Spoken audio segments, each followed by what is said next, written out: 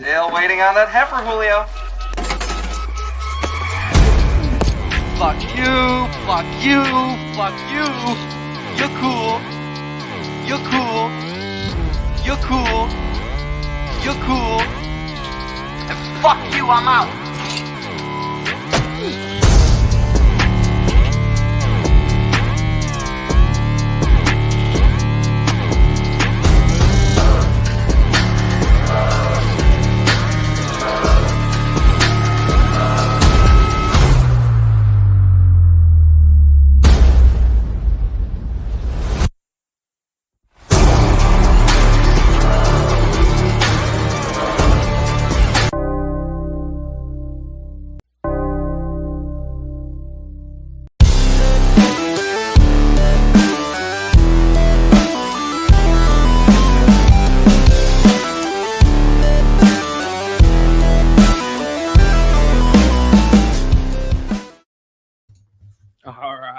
It is Saturday night, you guys. It is I think the last Saturday, the last day, the last night until everybody has to change their times except me. And I'm really excited about that because that means that I start the show an hour later now every night. So instead of me starting it at 7 my time or 7:15 my time, it's going to be 8:15 my time, which is glorious, which means I got more time to do the stuff that we all know I enjoy to do. That being said, shout out to the podcast. Make sure you guys go check out the podcast. The podcast, every Thursday night we go live. We are close to 2,000 subs over there. So make sure you guys go hit it up. Help us get over the 2,000 sub mark. Also, I got you guys know how the show works. People just jump in, jump out, all kinds of fun stuff. We got the homies every Saturday night hanging out with us. Tonight, of course, we've got James from Hive Comics. We got Richie from Popcorn Culture. And in a couple of minutes here, once Hood's camera is up and running, we'll bring in Hood. But everybody else out in the live chat right now, thank you for hanging out. It is awesome. And there he is. What's going on, guys? Yeah, you couldn't wait for me, man.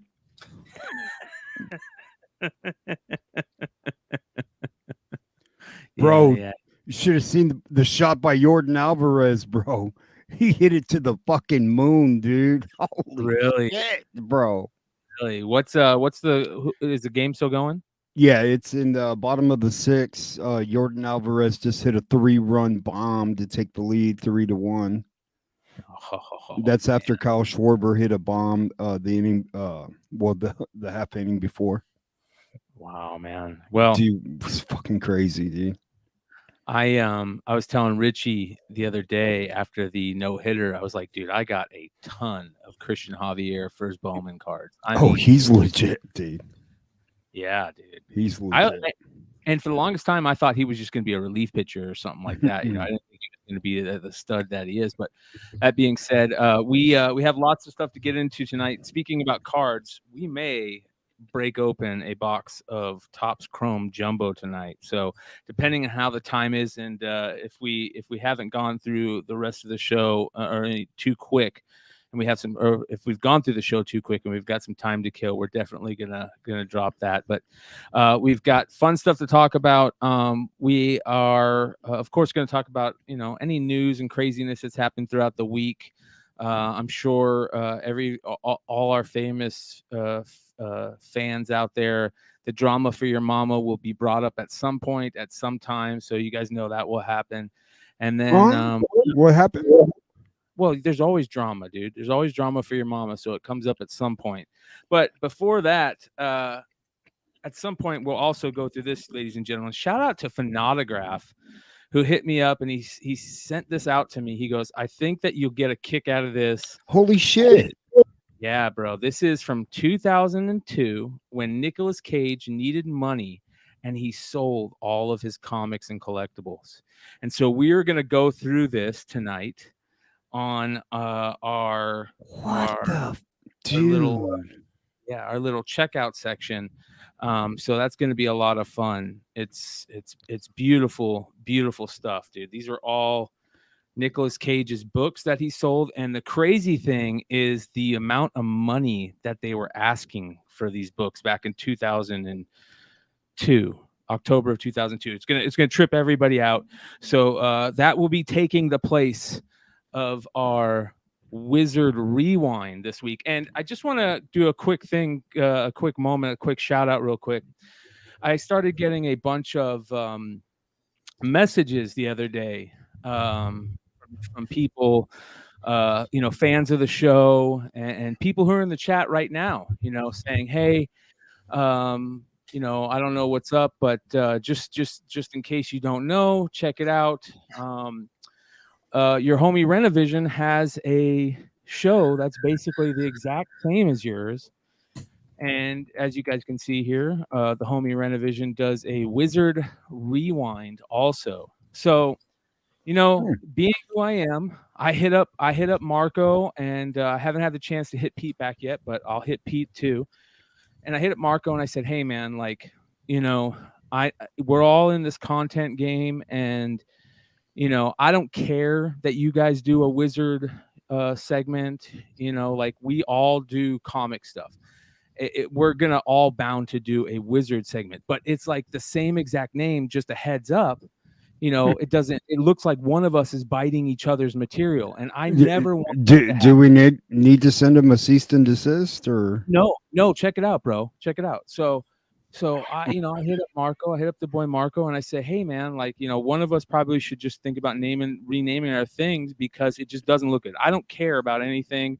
I'm not into that drama for your mama bullshit. I just like reporting on it. So he's like, yeah, man, no worries, but I think Pete had a CBSI thing where he wrote on CBSI Wizard Rewind. And I go, really? And so sure enough, I fucking looked that shit up, and sure enough, our boy Pete was doing Wizard Rewind back, in 2000 and whatever. So you know what? Because that's who I am, because out of respect, I don't want it to ever look like I'm biting somebody's material, and I don't want to ever look like somebody else is biting my material without figuring it out. We will no longer be doing Wizard Rewind over here, and I want everybody to go check out our boy Pete's Wizard Rewind. But that doesn't mean that we are going to be discontinuing the cool thing where we go through and look through old shit. And the first segment of that new run will be with this Nick Cage collection from Heritage, where we will go through, and we'll have to think of another name for it and that type of stuff. But I really like doing that, so we'll continue to find cool things. Every once in a while, we'll throw a Wizard in there. Every once in a while, we'll throw a Nick Cage collection thing in there. Maybe a Beckett, maybe even an old school. It doesn't have to be a magazine. Whatever hits our nostalgia buttons. But I never want it to look like somebody is biting material, because let's be honest, you guys, in the content game, it's very easy for that to happen, and it just kind of looks cheesy. And so we're not going to do it anymore. It's just the way it is. But that being said, we've got all kinds of fun stuff to do instead. We've got pickups. We've got a really cool little interview with the owner of, or not the owner, the guys at Living the Line. And they'll be jumping in anytime soon. I'm actually going to tell them right now, I'll send the link so they can jump in whenever. And if you guys don't know, Living the Line is the publishing company that put out the awesome new comic, The Abolition of Man, that is just such a great idea. We've talked about it on this channel many times about how great the AI art thing is, and at the same time, how kind of questionable it is, right? You're kind of walking that fine line. And, we've said that we thought it would be cool to kind of do a comic book based on, the AI art, just feed, either a story or something in there. And I always thought it would be cool, like, again, just a real quick thing, back to the whole reason for me calling the boys at Renovision and this and that is, I always thought it would be cool, that we actually have a real community here in content creator land, right? Comic book content creator land.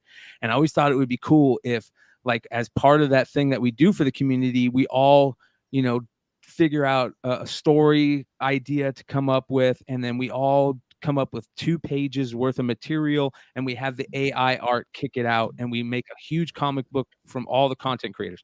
Well, that didn't happen yet, but Living the Line came out with a amazing little AI comic book called The Abolition of Man, where basically they do just that. They took the C.S. Lewis book or essay, The Abolition of Man, a very famous kind of like treaty that C.S. Lewis did, and figured out a way to, you know, do AI art on it. So when those guys jump in, we'll talk to them about it, or him about it. Shout out to all the crew over at Living the Line. Living the Line is they've got a bunch of great stuff, but Sean Robinson, the owner, editor, and production man over there at Living the Line, is going to be jumping on at some point with us, so that'll be cool. But I mean, Richie, that has been on the Hot 10 the past couple weeks, and I mean, it's pretty interesting that not only it's been on there once, but like 3 weeks in a row, I feel like we've talked about it. Yeah, and my eyes were like, you know, so it's really good entertainment, it's good content, and I'm glad that we're going that direction. Yeah, amen. So all right, hi James, hi Richie. Hey buddy. Dude, so no offense, Red Hood, but I don't like you until this World Series is over, because Houston are cheaters. What are you talking about? I agree, I'm dude. sorry, I can't even talk to you about sports right now. Can't talk to you about sports right now, man, because my on here either. I'll be right back. I gotta go take my pizza out of the oven. My balls just went into my stomach when you mentioned the Astros. It's like I'm out. I'll be right back. What a baby. Come back, Red Hood. You know I love you, baby. But I mean, they just went up another run too. Oh man. Yeah. Just kidding. Yeah. But I posted this on my IG, and you know I burn money on retail products, especially with Prism. But hey, at least I finally pulled a god dang good 75th anniversary parallel, Franz Wagner. He's starting to slow the season, but I mean, you know, it's a nice $100 card out of a Prism cello pack, is actually a really good hit. So. Where did Hood go? We weren't being serious. I know, I was just joking, but you know, it only takes a couple of big games, and that's it. There you go. Now let's talk. What the fuck you talking, bro? I thought I hurt your feelers. What's sorry. up, West Side, bro? What's going on, Warminster, PA, in the house? And you know what? And if you don't know, now you know. We have the crew member of the week, Josh, International Comics. Salute, respect. You're my man. I want to apologize. I'm the man of the week. What did I do?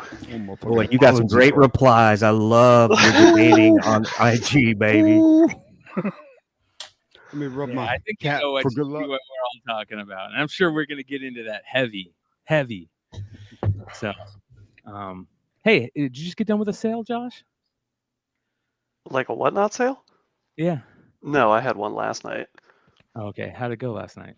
It was good. I did an all foreign Spawn show, and it went like really well. So the foreign collecting and buying and selling is at a fever pitch right now because the heritage auction's getting ready to end here soon, right? Yeah, next this coming Thursday. Yeah, I'm getting sweaty just talking about it. Have you looked at your book yet?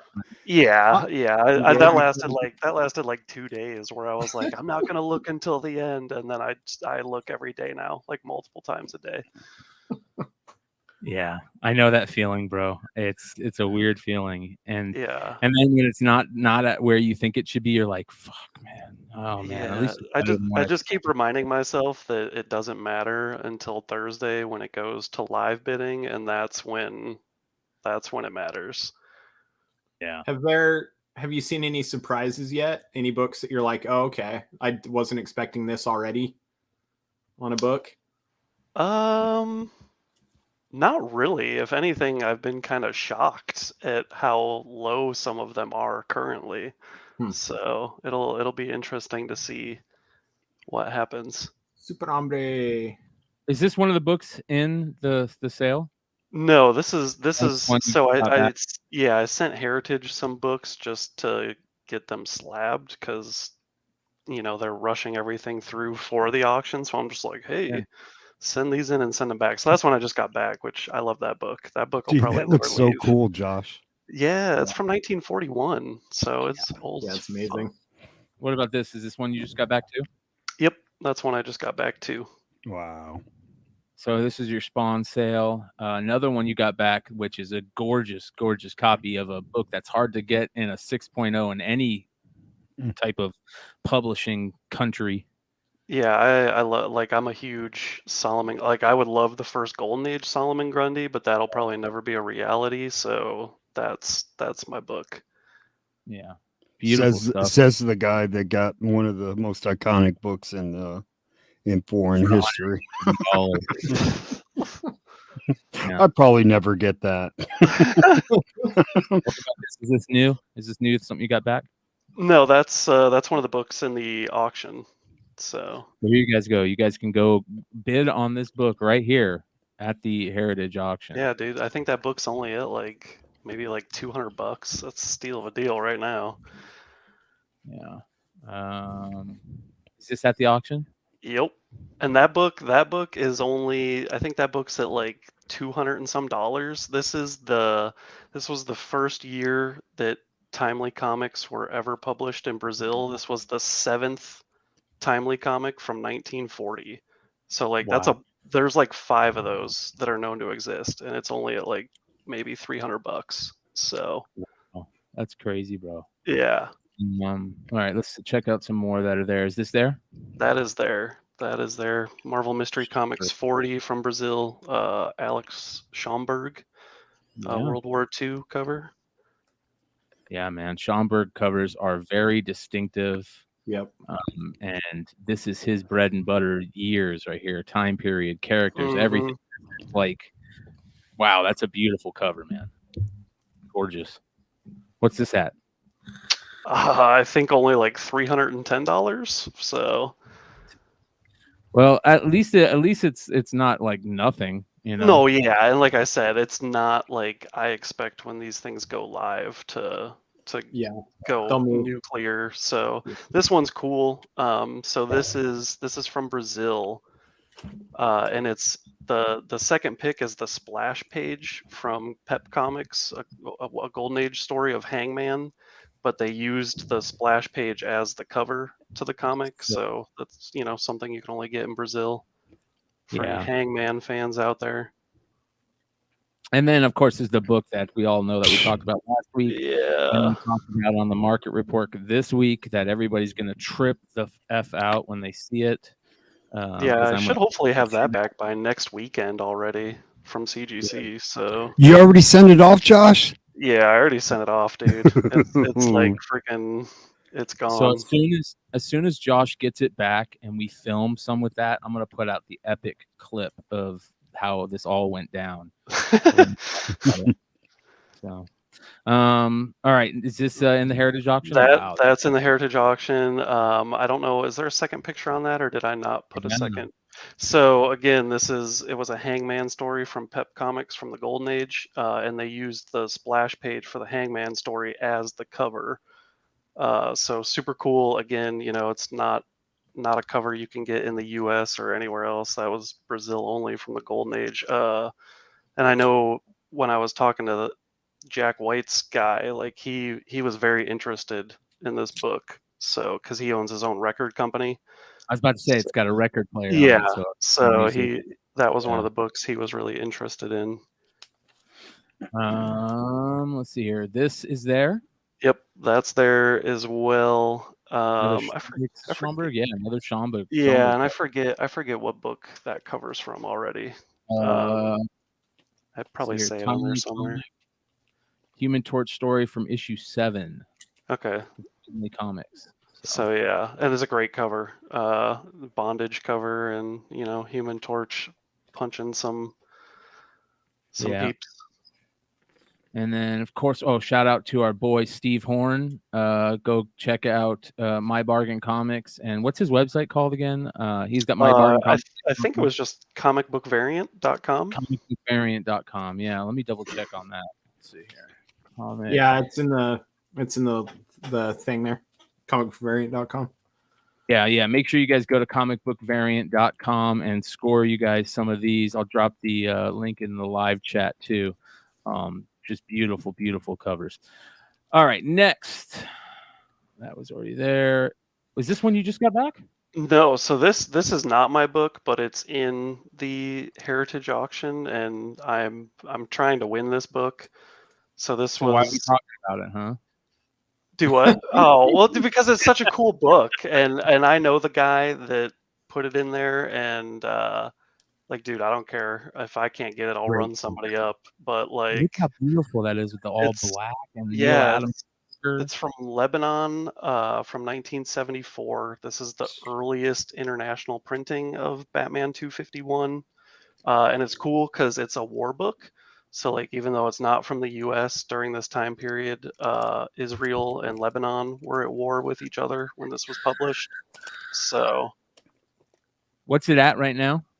dude, I think Like- I'm winning it at like $300. Oh, Wow. nice. I'm gonna have to get in on that. Yeah, Say I like need it'll to go look up, at but like it. it's a steal right now. Lots of good stuff there. This is one of the all-time greatest books that you definitely did not send in. Did you send this in? No. I think there's only like 2 more pictures that I did of books I sent in because there's another massive book. Let's see. Keep Terra going. Negro. So going. that one. I got those graded. I got those back from CGC. Yeah, so that book, the Brave and the Bold 28 right there. Yeah. So that's in the auction, and that's an 8.0, which is Wow. like ungodly. It's the highest on the census. I think the next highest is like a 4.5. There's a CBCS 8.5, and that's the only copy that trumps this one. But I mean, that's in that grade. The U.S. book is like, I mean, that's like a $30,000 or $40,000 book U.S. So it'll be.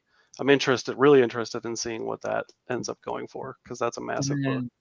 Let's talk about this before we end this Yeah. little thing talking about these forums, because this is the big one that Sean's got in the Heritage auction right now. Give us a little quick rundown on this before we bring Sean in from Living the Line. So this is page 3 from Action Comics 1, from Mexico.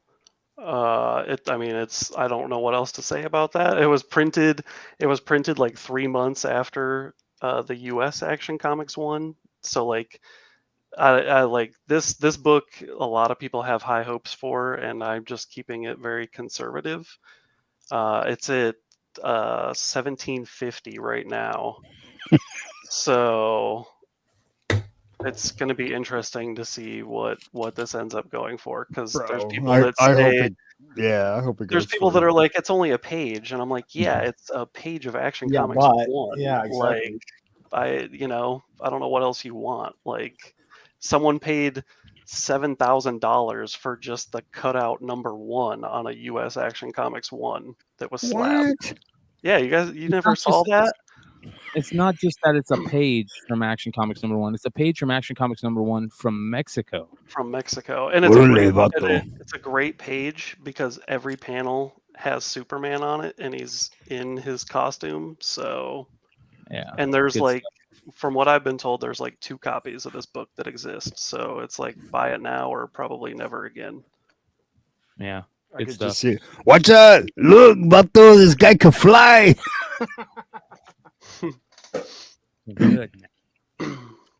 Got the Philly. I can say that because I'm Hispanic. I know you. All right, you guys. You heard me talk about it earlier. We've talked about the book for many weeks now on the shows. Shout out to Ben Stein, and where we gave away a really nice copy of The Abolition of Man on the show last night. So make sure you guys go check out the top 10, the Hot 10 show. But yeah, much respect to the crew that put out this book. Shout out to Sean over at Living the Line. Sean, thank you for joining us tonight. Hey, thanks for being patient while I figured out there was a tiny little dialogue box I hadn't popped my name into. So, no worries, brother. Wondering what I had done wrong to be in purgatory here and not be able to hear the show, and then there it was. So, how y'all doing tonight? Good, man. Tell us a little first before we get into Abolition of Man, which is the main reason why we have you here tonight. I want to learn a little bit about Living the Line, and tell us about yourself a little bit. Yeah, so I'm an illustrator, and I have done pre-press in comics and done some behind-the-scenes type stuff for many years now. In about 2011, I had my first book come out, and it basically had terrible pre-press on it. All the illustrations looked muddy. And it was an interesting thing for me to figure out. And so this was something that I got really into and ended up doing. I've restored 4,000 pages of Cerebus the Aardvark. It's a really intensive thing, and got really into pre-press and had basically done behind the scenes stuff for a long time. But I happened into publishing a project called The Strange Death of Alex Raymond, which was by Dave Sim and Carson Grubaugh. And Carson and I, this was the debut book for Living the Line. Came out last year. And Carson and I have been communicating with each other since then and talked about different other possibilities. And Carson got early entry into one of these AI units. And the first thing that both of us thought was, oh my gosh, every single illustrator is totally, we're gone. This is not going to exist as a career. It might be a matter of years, it might be a matter of months, but this is not going to exist anymore. And I think the actual the text that he sent me was, "We are totally fucked." And by the way, we should totally do this as a comic. And great idea. We were talking about earlier, Sean, not to interrupt you real quick, but we were talking about it earlier. We felt the same way, and we're not publishing any comics, we're not writing comics, we're not creating comics, and we immediately thought to ourselves, like, this is fucking amazing that this type of art is coming from this, and that all this cool stuff that can happen from it. But there's this weird fine line you have to walk now, because now you could be taking artists out of jobs. There could be this weird thing that happens where artists say that they've created this but used AI art. There's all this weird fine lines you have to walk with the AI art. But man, there's also amazing stuff that can be created with it. Right. And all of those things are there from that first moment. The first time you're staring at a screen and you type in something and you see it come from the blackness. It was an uncanny feeling, because as an artist, like, I've had that dream. You have the dream where you feel like you're seeing the thing and the thing materializes out of nothing, and it was uncannily like that. Carson was just immediately thought of the C.S. Lewis essay that he had done some fine artwork with in the past, and just thought this essay was really apropos to the moment. That the essay is basically talking about man's control over nature, and that the further we get into controlling the world around us, the less choice we actually have. We're essentially like slaves of the previous people who made the choices. And he thought this was really relevant to the AI tech. The first experiment he wanted to do was literally like, what does this thing actually think? Not like, can I make it make a pretty picture for me? Can I make it, Spider-Man drawn by Dale Keown or something like that? Like, he wanted to see, what does this thing actually do? So he literally gave it sentences from the essay, one at a time. And it's terrifying. It's very exciting. And it was, the excitement has worn off now. We did this back in June, first week of June. I think it was like June 3rd through June 5th. And it was very exciting and scary. And now it's mostly like the bloom has come off the rose, but the object itself, because of the technology has gone, so fast, it ends up being essentially like a time capsule. This is what Midjourney AI did with complex text on June 3rd through June 5th, 2022. As a public, we thought it was important that it came out as a published thing, that people could actually pick it up. And this is, I mean, not to be like pompous about it, but I mean, it's like Shatter or something that, it's an attempt to engage with comics using this technology at the moment that it was first available. And it's something really weird about how the AI works. And you kind of said something early on that you guys wanted to like check it out, like take it down and put it back together and find out why it does what it does. And can you explain, just, you don't have to get really into it, but is there a way that you can explain to our listeners and our viewers how the Midjourney or the AI art creator things work? Yeah, so on a user end, because it's designed by non-artists, I mean, it's super simple. The idea is that you essentially put a text prompt in. The idea that they're intending you to do, at least initially, is that you say, like, I want to see a banana that's holding a sword, drawn in the style of, whoever, Rob Liefeld. And the idea is that this thing is then going to generate something that looks approximately what you're asking for.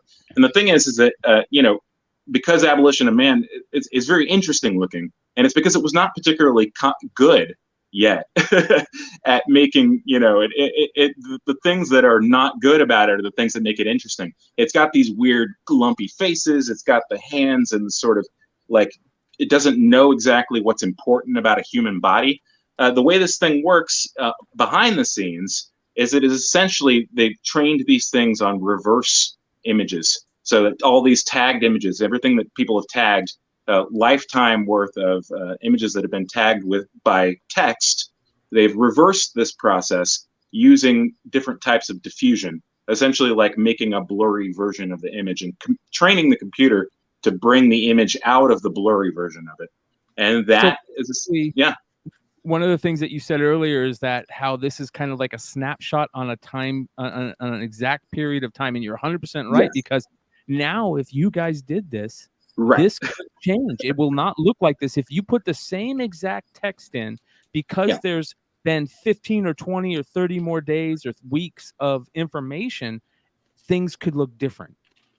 Yeah, and they've been tweaking each of these things in order to make them, maybe more user-friendly. Maybe they're sensitive to some of the visual criticisms, so they're trying to sort of make the algorithms, like, quote-unquote, better. But for us, this is the peak.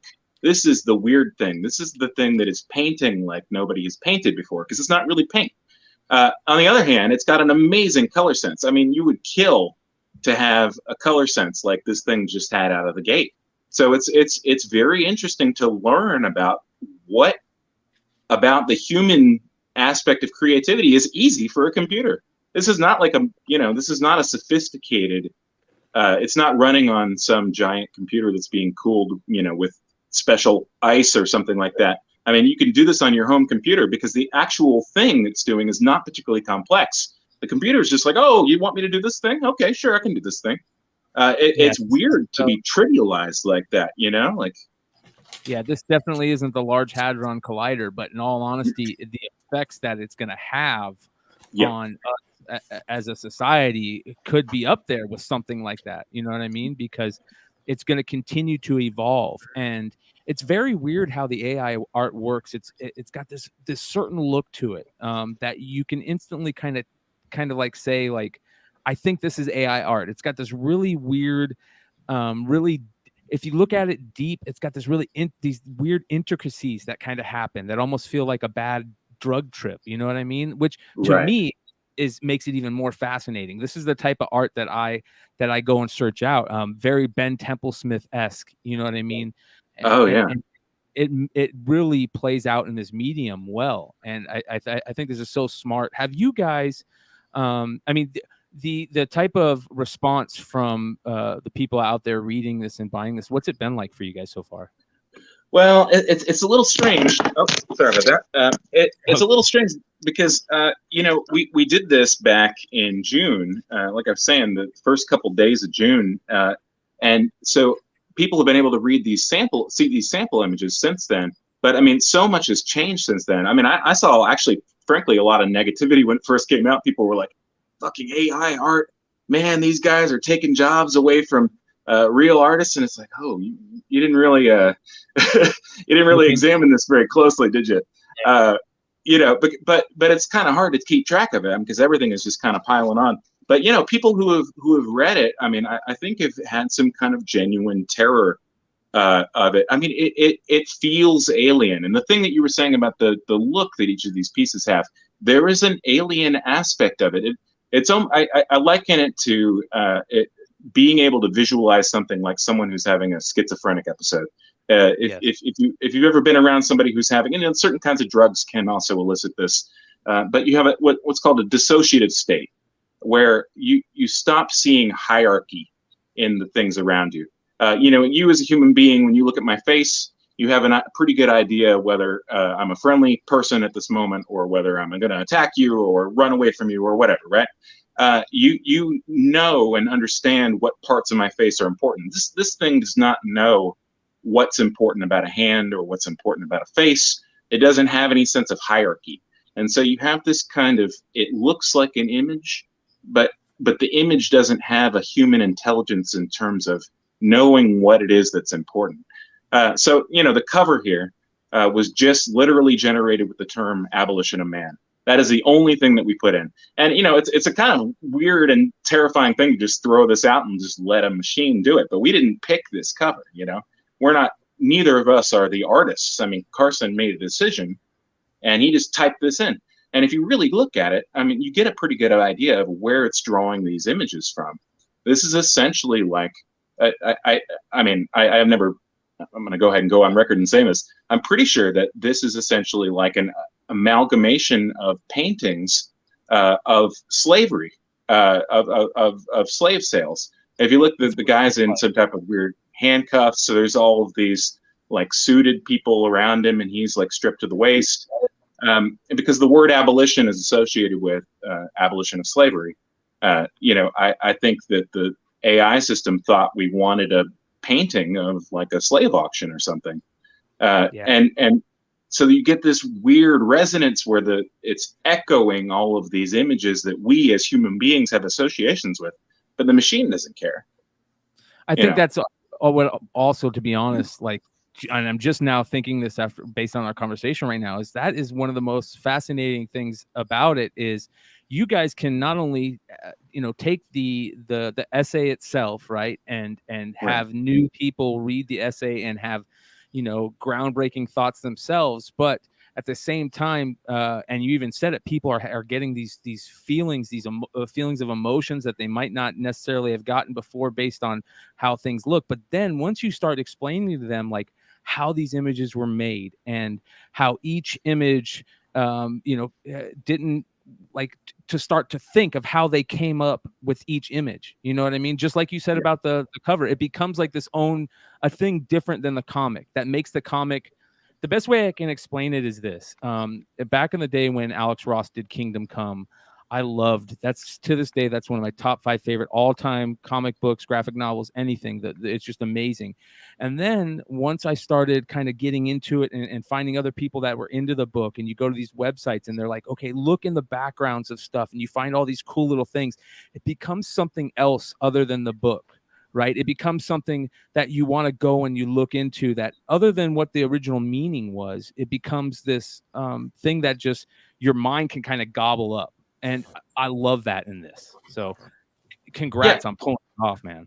Well, thanks, man. I really appreciate that. Yeah, I mean, that's the thing is if we had just told it like, hey, draw an apple for this because this is about Adam and Eve or something like that. I mean, all you're getting is a poor illustration of the concept that we had, but that wasn't the idea. The idea was, what does this thing bring to the table? And so you're right, you can kind of dissect it and deconstruct it. What in the world is this bus appearing in the middle of the page here? Like, what was it about this text that made the bus? And sometimes it brings up things that you just absolutely never would have thought, including like little jokes and things like that. There's a panel with a bear, and it just totally misunderstands the word bear. It's just substituted a literal bear for a metaphorical, you can tell by the header, this struck us immediately that Dave McKean visually had something that has ties with a certain period of Dave McKean art. And we were really fortunate to get to connect with Mr. McKean, and I actually got him into Midjourney. I'm sorry, Dave. I was just about to say he's probably stuck there just like every other artist or anybody that gets involved in Midjourney or any of the AI right. Things. Yeah, I mean, he had a real crisis of faith. I mean, I think that he saw the writing on the wall the first time he used this thing, and he made an amazing book called Prompt. I mean, basically like the week after I gave him a Midjourney invite. And he had a similar kind of reaction where he was just like, this thing is making jokes. Like I'm giving it these headlines and it's responding in these kind of complicated ways. And, there's a certain aspect of narcissism to it where you're sort of realizing that part of your reaction as a reader doesn't even have to do with the intention of the artist. Because there is no intention in this case, right? The artist doesn't exist. The artist doesn't care about you. The artist isn't thinking. The artist is combining powerful things in a way that causes you to bring yourself to it. When we look at this and we see something intelligent, what we're actually looking at is ourselves. And that's it's a little bit scary. It's a kind of mind fuck, understandably, because you're exactly right. Like where it's pulling this from is stuff that we have either put on the internet as, could be Facebook posts, it could be IG posts, it could be a news story that somebody has typed up, but it's ultimately stuff from us that we have labeled. This is a window looking at something, and then went and took part of that image to make this image right here. It's just beyond fascinating. Have you heard of anybody else that has decided to kind of take this to the comic book world realm? Yeah, there was a pretty big rush. It was interesting. I really impressed upon Diamond. I basically begged Diamond, please put this out as a joint press release with us. This is a significant thing. This thing is happening. There is a wave that is coming. And we think it's very important that the first thing that is announced and comes out has an ethical engagement with the technology and actually engages with it. Because what I was terrified as the first thing is going to come out is going to be an art director who doesn't want to pay artists anymore, is making something surreptitiously and, writing Joe Smithy's name on it or whatever. But so I basically begged Diamond, like, please put this out like immediately. I know it's not going to be out. The earliest we can put it out is October, but please put this press release out. And to their credit, I mean, they helped us out and they did it and they moved really quick. And days later, there were quite a few other different projects. I would say that there's a wide range of different types of things that have been, and there's a flood now. I mean, you guys see, are on the internet, but having that sort of, time capsule aspect of it, we felt like we kind of got the flag planted in the ground, So, somebody can argue like, oh, this didn't come out till October. This isn't the first. Well, the important thing was to make a statement with it at the beginning that said, look, these are the issues here. What are we going to see? And, we're trying to continue that with the next few issues as well. Have a direct engagement. Yeah, you do have coming out. I've seen 5 or 6 more that are scheduled to come out through February, I believe, right? Yeah, it's a 5-issue series. I just got copies of the first one, the second issue a couple days ago.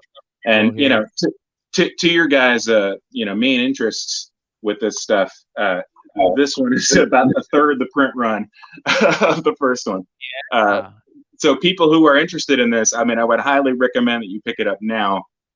Because I popped onto the Diamond login just a little bit ago, and they've got some negligible amount of copies left, like of the first issue, like 10 or 15 or something.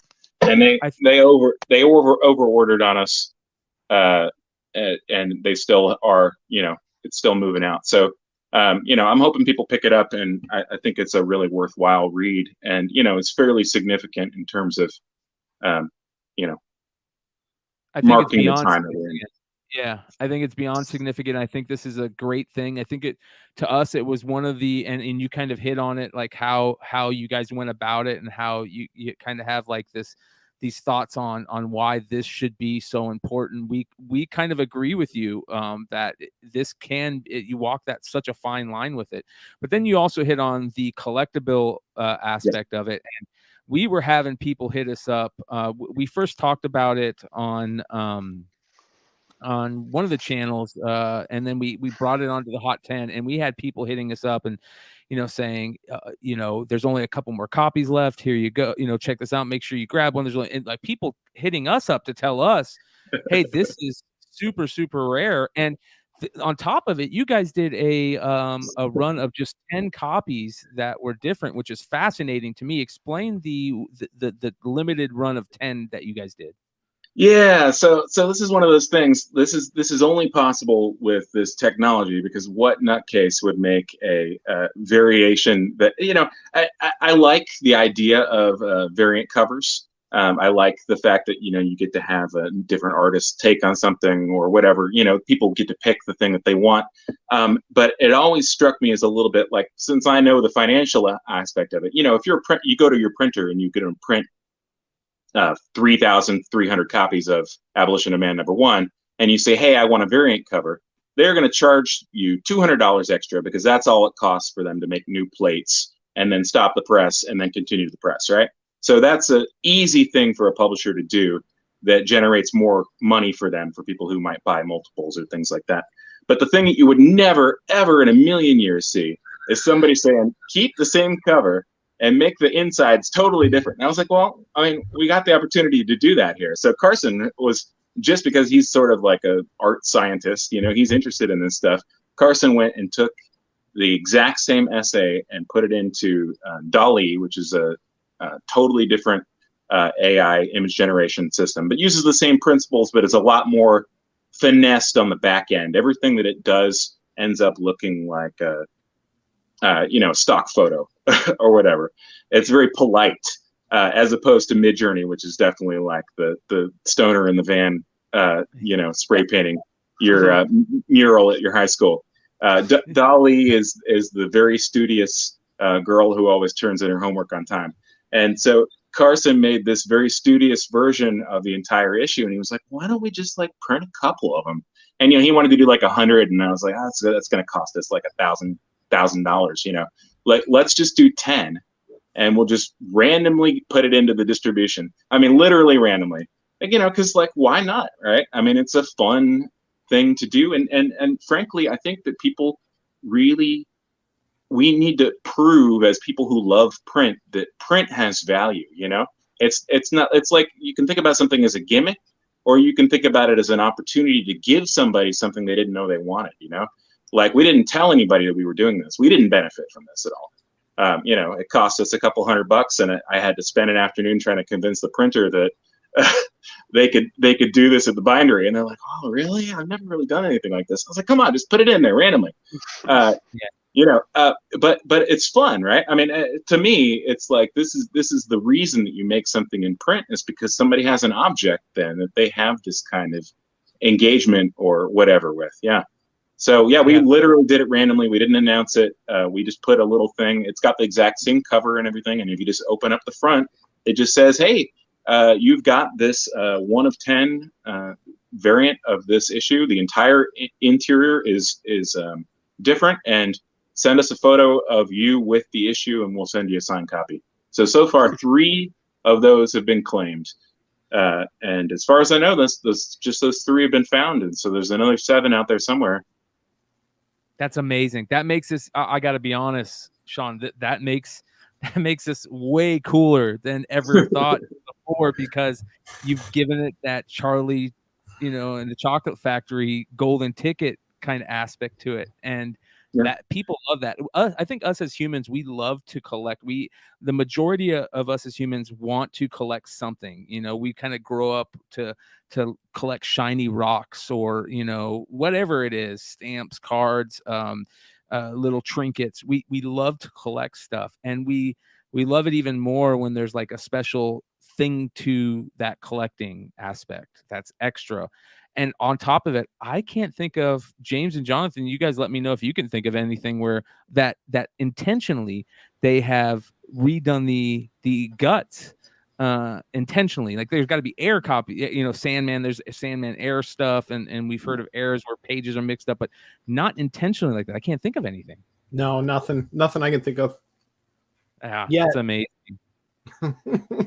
Yeah, I mean, I can see somebody rolling their eyes now and saying this is just a gimmick or whatever, but I would encourage them to think about the fact we didn't advertise this. We didn't talk about it in advance. It's not like we went out and said, "Hey, retailers, buy this and you can find the." Yeah. I didn't even get one sent to me. I've never even seen it. Platform, yeah. I mean, to me, it was just it's a game, and we're planning similar things for at least one of the other issues, and not the exact same gimmick. I mean, but something else that's essentially like value added. Let's say, that's important to me. People spend a lot of money on comics, and people really care about these things, and they have a right to. And frankly, you're never going to convince me that reading on a screen is a substitute for reading a beautifully produced, beautifully printed book. And the more incentives we can, That's why we love to smell comics, right? We love to hold comics, right? Like, I don't care what you say, but everybody's a comic sniffer at some point in their life. So smell to comics, and there's something about having that physical copy. And we have a lot of friends of the channel and co-hosts and stuff that are retailers on their own. James is half owner of Hive Comics, and we love talking about this type of stuff and talking with them about new gimmicks and new thoughts and new ideas. What has it been like on your end? Have any retailers reached out to you to talk about doing stuff with these books? One of the three people who found the copy is actually a retailer. He's got a very interesting shop that is a combination of a comic shop and a tattoo parlor, which I thought was awesome because you got a captive audience, right?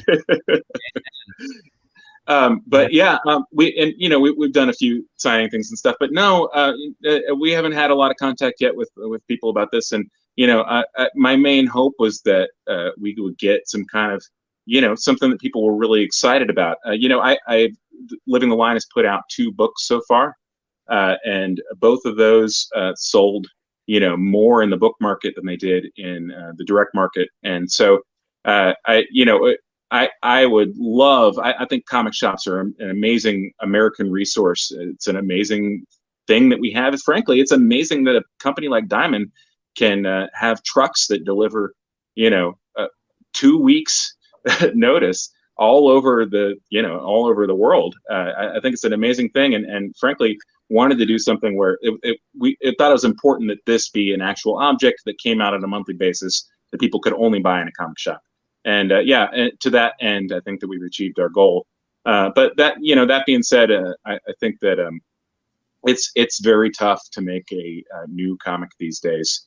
That is gonna do the numbers solely in comic shops without spending an absolutely ludicrous amount of time and money on promotion and things like that. So to that end, I'm very thankful for Diamond for helping us out with the promotion stuff that they've done and things like that. That's great, man. Well, we would love to have you guys come on anytime you guys got something coming out new that's exciting, and let us know, because we're going to continue to follow your guys's Living the Line publishing. We're going to continue to follow what you guys would do with Abolition of Man, and we want to hear more about it. And we would love to hook you up with maybe any retailers or anybody out there that wants to work with you guys. Also, if there's anybody out there watching this, make sure you guys either contact them or contact us, and we could put you in contact with them. Whatever works. Get these guys out there, and let's show the rest of the public, the cool stuff that they're producing, because this is amazing. And I think you hit it on the best, that it's the most important thing about it is the historical aspect about it and how you're capturing everything.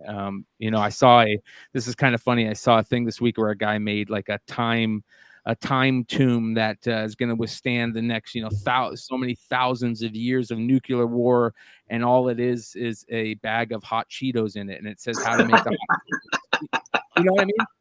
So I love that type of stuff, and I love the fact that we're such a small blip on the timeline of humanity, and this is going to, in some way, let people know what was going on at that time. So, cool stuff. Yeah, and that I really appreciate that. you guys as collectors know that, I mean, everybody has that book that they lost as a kid, right? That you wish you still had. And part of that collector impulse is chasing that feeling, Yeah. Sean, where can they find you specifically? And if they want to reach out to Living the Line, how do they do that? Yeah, Living the Line Books, livingthelinebooks.com is our address, and Living the Line Publishing at gmail.com. We are exclusively distributed through Diamond and Diamond UK, and in bookstores, DBD, Diamond Book Distribution. And we actually do have a Kickstarter up right now. There's only 7 days left. There's an amazing Dutch artist named Eric Creek, who's done, this is the Dutch version of the book. He's done a book called The Exile, and I did the text adaptation with Eric, and did a lot of the digital lettering and things like that. And Eric is just an absolutely fantastic talent, really something else. He's a wild cartoonist who has made a limited color Viking book that is, both really complex and also really action oriented, really quite the book. And I've got about 7 days left on that. And that is going to fund our print run for that book. And it's going to be in comic shops the last week of January or the first week of February. And we love comic shops, love bookstores, and frankly, love making stuff. And it's amazing that the internet allows us to do these types of things on a small scale now. And really appreciate you guys. We're definitely stoked about it, man, and we can't wait to see more. So thanks for coming on, and let's keep in touch and see where this continues, man. Congratulations. Fantastic. I love the show, guys, and I really appreciate you having me. You all have a great one, okay? Yeah, this was really cool. Thank you. Yeah. Thank you very much. Appreciate it. Man, I was stoked. I was really stoked when we heard that we would have a chance to get Sean on to talk about this book, because it's been such a crazy situation, just looking in at the AI art, but to hear him talk about it, it got me even more excited to see where he takes it. And also at the same time, let's be honest, to keep an eye on the people who are utilizing, this AI art thing, because I think that's what we don't want to see. We don't want to see those frauds out there that are, taking AI art to a drawing contest or an art contest and say, hey, I made this, and you did it. Or an artist that says, hey, I drew this, or I made this in my, people like Javin Jordan and John Gallagher, who are real artists that utilize, computers to do stuff. It's not fair to people like that, this is out there and people are saying that. But if you're honest about it and you explain how it comes about and you utilize a situation like Sean and Living the Line has done, I think it's a very cool thing. So they set a proper precedent is what they did. They set a proper precedent, and that's important. Yeah, beyond important. By the way, did you guys, so speaking of fraudsters and that type of stuff, we've been talking lately on multiple programs, but I think it might have started on the Market Report 2 weeks ago. Shout out to Big Leg, who kind of said, this is going on right here. And there is a guy on eBay that has been putting out, that has been selling books that are just, when you first see him, he's very good at it. When you first see him, you're kind of like, oh man, this is amazing. I'd never seen this book, or this is a super rare book, or, something along those lines, that type of thing. Right. Well, this seller, if you guys don't know, he goes by the name of Imagination Inc. on eBay. And as I was talking about a crazy book sale that I saw that I had never seen before, Big Leg goes, hold on, man, that doesn't look right. And shout out to Big Leg and all the comic pressers out there who are they're amazing at what they do and they know what they're looking for, right? And he said, yeah, that just doesn't look right, And this is the book that I was talking about when I first found it. And it is this quote unquote unpublished Fantastic Four book. And I thought to myself, you know what? I'm going to put this on the Almost 10 to talk about it. And the funny thing is Stein saw it also, and he put it on the Almost 10. I go, I bet you Stein doesn't even know. So I'm going to wait to say something about it. So we talked about the Almost 10. It was kind of funny at first because I got people in the comments saying, why are you putting this book on a list? Why are you spotlighting it? We're spotlighting it because we want people to know that this guy is a fraud, right? We want people to know, don't spend your money on this type of stuff. And it's exactly that. So anybody out there, here's another person to put on your block list. I think from what it sounds like, multiple people have also kind of done so and reached out to this guy. But the problem is he recently sold on the 30th a fake Siege book, the famous Deadpool cover, for $1,700, you guys. Yeah, that's wild. So, yeah. And the crazy part is that some people think this stuff is real. Like, I was on Facebook the other day, and someone had brought up the Adam Hughes Virgin cover that he sold, and they were asking if it was real or not, and I was like, this is 120% fake. There was never, a Virgin variant of that Adam Hughes Teen Titans. And this guy commented on it, and he was like, no, this is real. Like, this is 100% real. And he was posting the Recalled Comics website just because they have a picture of the Virgin on there as well. And I'm like, dude, you can't be saying this stuff. Like, this is why people are buying this stuff. Like, it's not real. Yeah, it's sad. And you could totally tell when you actually look at it, that he literally is just printing these out on a printer. And it's funny because it looks like he's either purposely putting like creases in them to kind of like maybe throw you off that it's not a perfect book or anything, because I noticed there's creases in some of them, and he's always got this in it. It says, bidders beware, be aware that this comic was found among others in an abandoned warehouse and is a possible misprint. So that's how he gets away with it, which is bullshit. Yeah, and if you go to the page, the picture on here where it's got the staples, you can tell it looks like there were staples pulled out in one spot and then put in a different spot.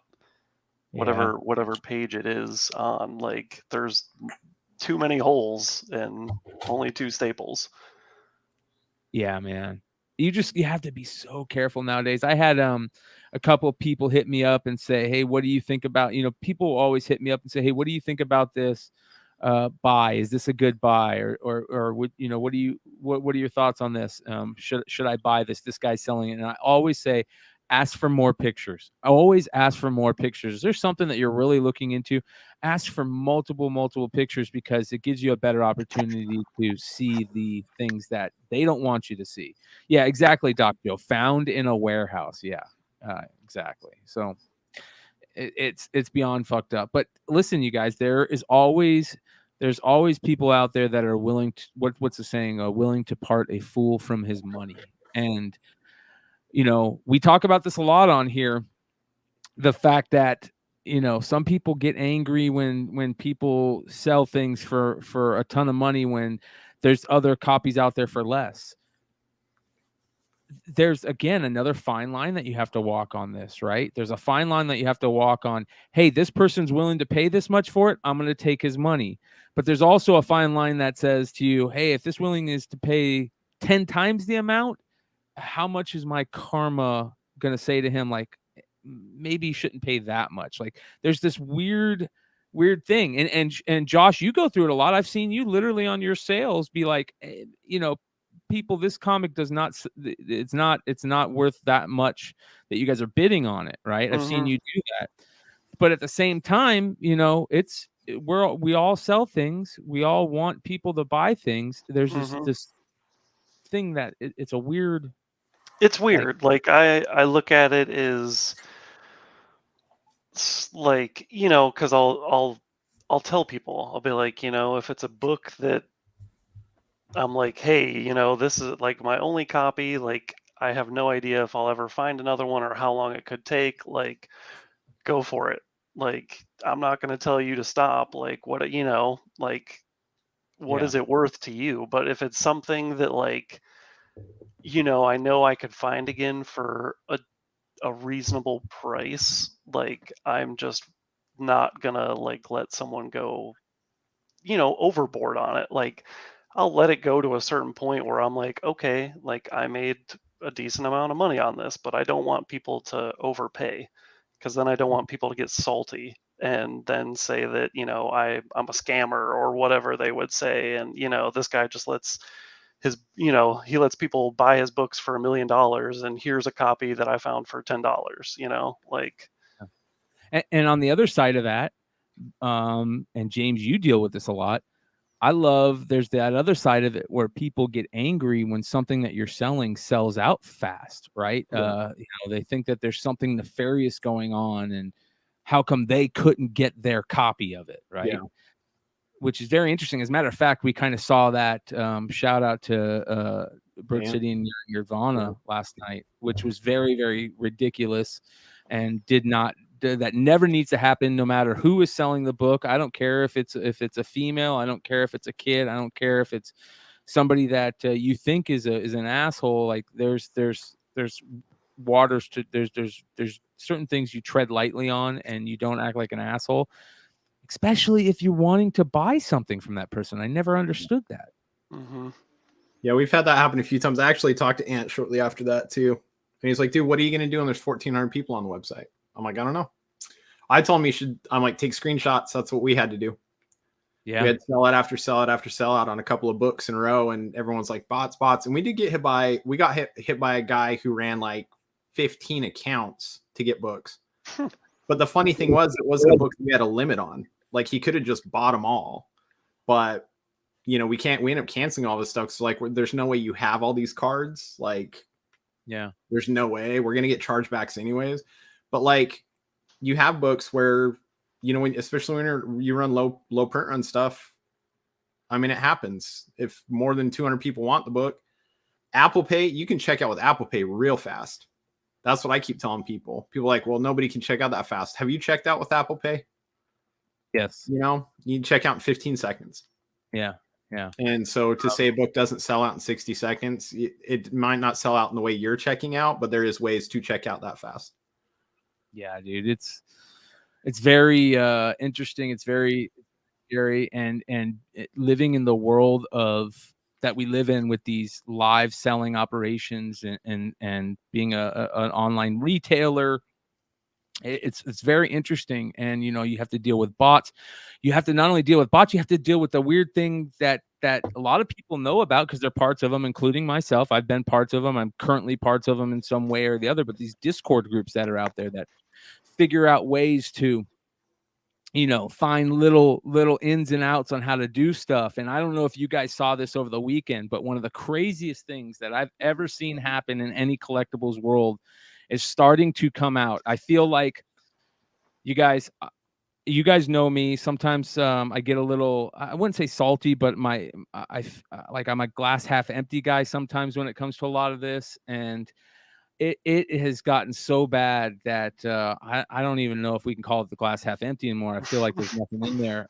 I feel like a lot of this collectible world is a house of cards, and it's kind of starting to fall in multiple places, and it's very sad. And what's sad about it is that there are so many of those fine lines that I like to talk about. And I've talked about multiple times in here, and this is one of those fine lines. Recently, let me find this right here. I'm just going to play this in the background here.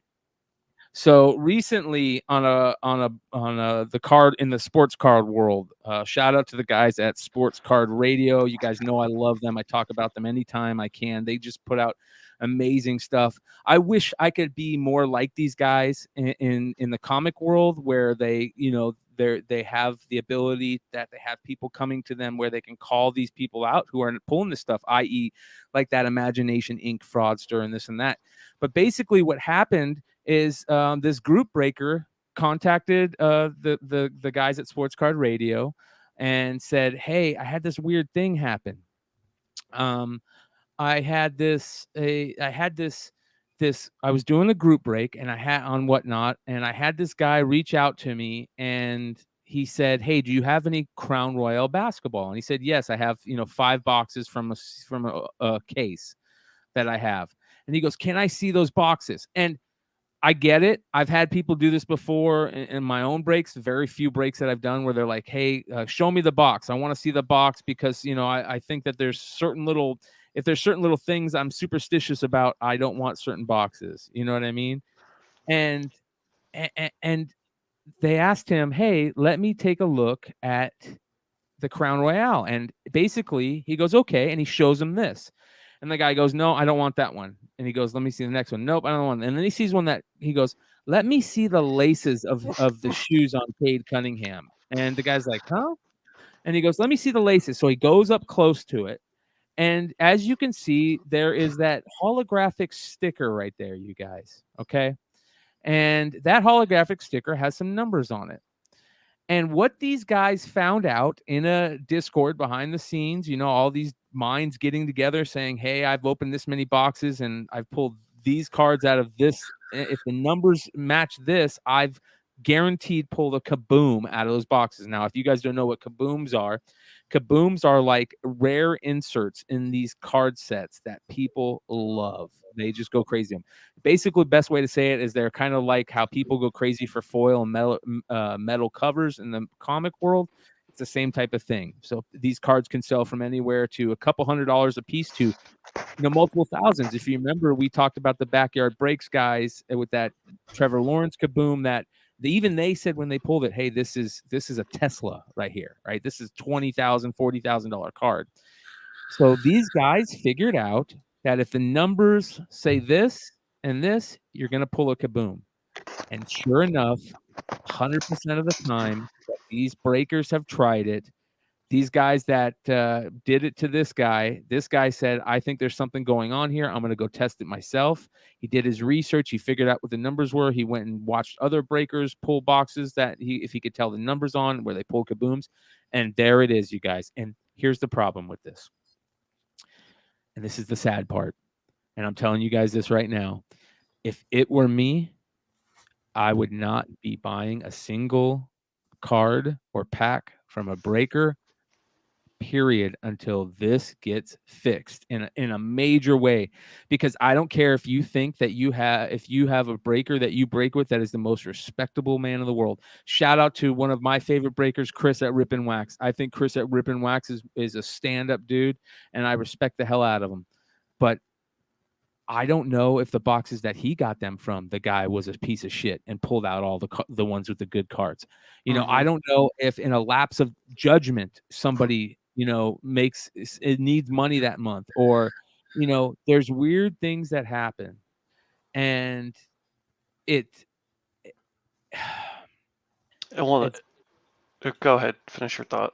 Well, even though I want people to make money breaking cards, and I just can't, I can't rightfully tell people that I would do it. I wouldn't do it. I will not break. I will not join any breaks. I will not be breaking any cards myself just because I look at it like I don't think this is, you know, right. I think that maybe even the breaking of cards caused this. You know, Sports Card Radio has been on the spearhead of this for a while now, saying how come Backyard Breaks are pulling all these monster cards when the math doesn't make sense. Well, here it is, you guys. This is proof that you can tell which cards are in a box and you don't have to open the box. This is proof right here, period. And they also brought up a great point at the end of the video where they were, you know, because now what do you do if you break these? Like, you know, they brought up the question of, like, what are you going to do if someone comes on your stream and asks you to see the boxes? Like, are you going to show the boxes, or are you not going to show the boxes? Are you going to charge them more? Because they were like, you know, if someone asks to see the boxes, they're like, you know, we're probably going to charge them 4 times the normal amount because they'll know, you know, they know that they're getting a kaboom. So yes, 100% right, man. It's scary. And here's the other thing, you guys, let's get into it. If this type of thing can happen in the collectible card world, why can't it happen in our world, in the comic world, on different levels? Why can't it happen in the pops world? You know, ultimately, all this goes back to money is a hell of a thing, and it makes people do things that are questionable. You know, it takes people down weird roads, and not only will I not buy anything from breakers, I won't buy any retail product anymore. I think retail product is a sham right now. The cost of retail product, even from the wholesalers, is ridiculous. Yeah, it's gotten ridiculous. Yeah, you can't get your return not only in investment, you can't even get your return in excitement. Like half the shit, as you guys can see, he's pulling kabooms out of box, right? So like I don't even get it. The return on excitement isn't even there anymore. Like the cards aren't even that great anymore. You can tell that these companies, especially two companies alone, I think Upper Deck is one of the few companies that hockey is still worth buying. It's cheap. It's you got a great return in investment. It's just a lot of interesting stuff going on there. So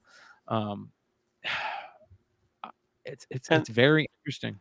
And that can't be the only product, right? Like it's No, got to be no only a way. matter of time until someone else figures out all the other tells on all the other kinds of sports card boxes. Yep. Yes. Yeah, I agree. That's why listen, you guys, if you guys want to continue, flipping cards and this and that and flipping product, buy singles, go prospecting, buy collections, always buy the stuff you love, but buy collection, get back into the fun part about it. I feel like we're waiting for all this to kind of get back to that point. But it might just skip that and just crash, to be honest. If the majority of these new people that have entered the hobby continue to see things like this or see shenanigans happening from people and companies that said these shenanigans won't happen, on our watch, this will not happen, and it happens and things keep happening like that, it's going to make a lot of us think like, hey, maybe we're putting our trust and respect in places that it shouldn't be right now. Yeah. It's definitely a weird thing, man. It's a weird thing. I love that channel though, Sports Card Radio. It's such a good channel. Dude, they're amazing. And I'm like not even really that into sports cards, and I love that channel just because, like, I don't know if it's like the conspiracy theorist inside of me or something, because like when they talk about like backyard breakers and all that stuff, I'm like, oh my god, like this makes so much sense. Like, yes, yeah, it's amazing. It's amazing. What up, Richie? What's going on, guys? Breaking cards. Speaking of breaking cards, we were just talking about the kaboom hunting craziness that's going on with all the. You saw that, right, Richie?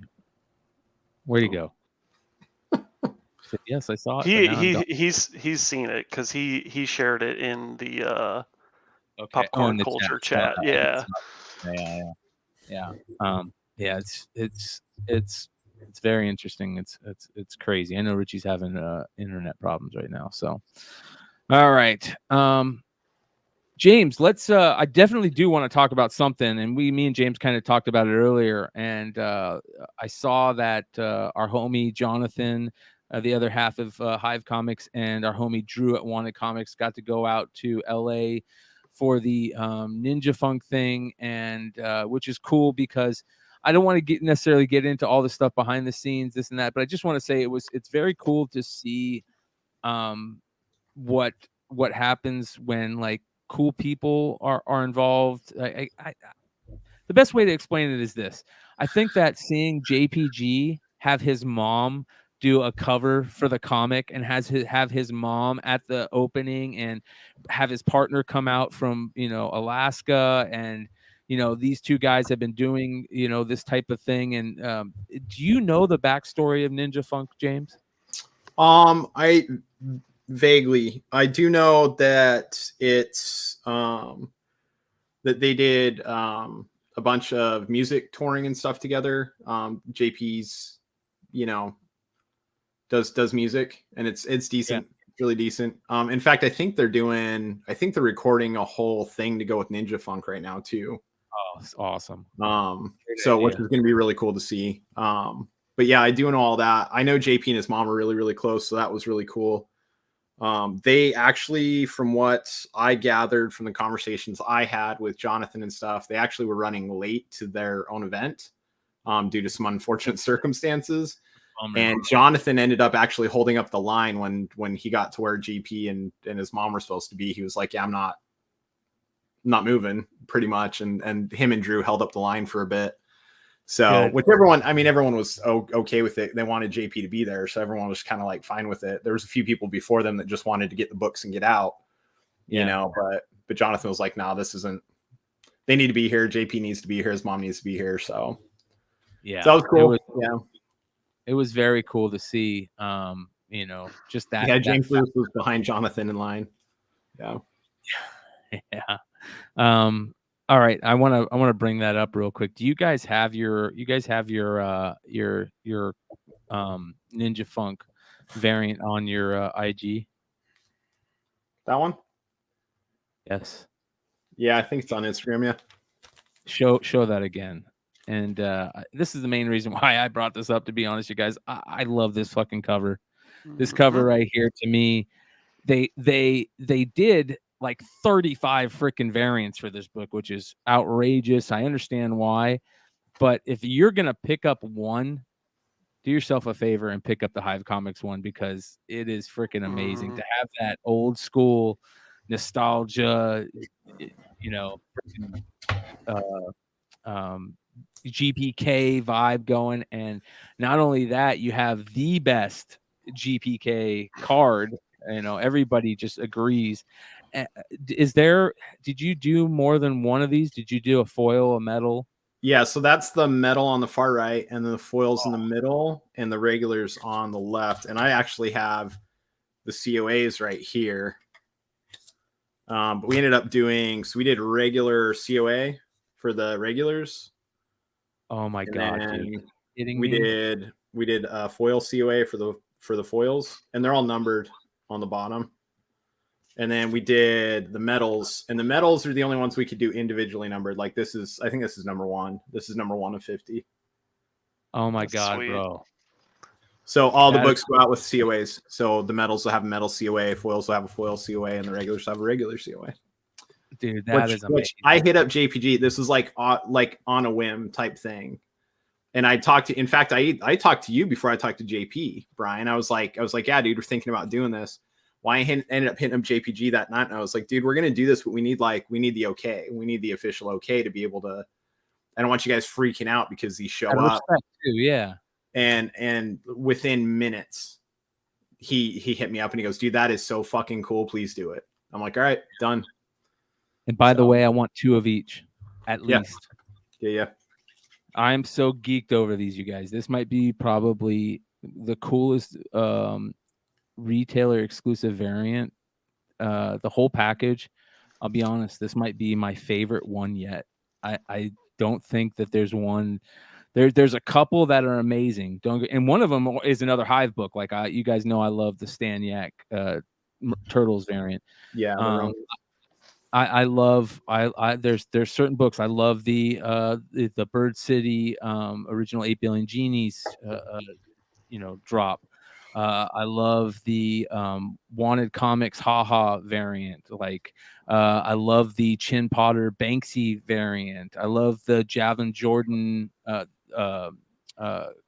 the Kurt Cobain, the Nevermind exclusive.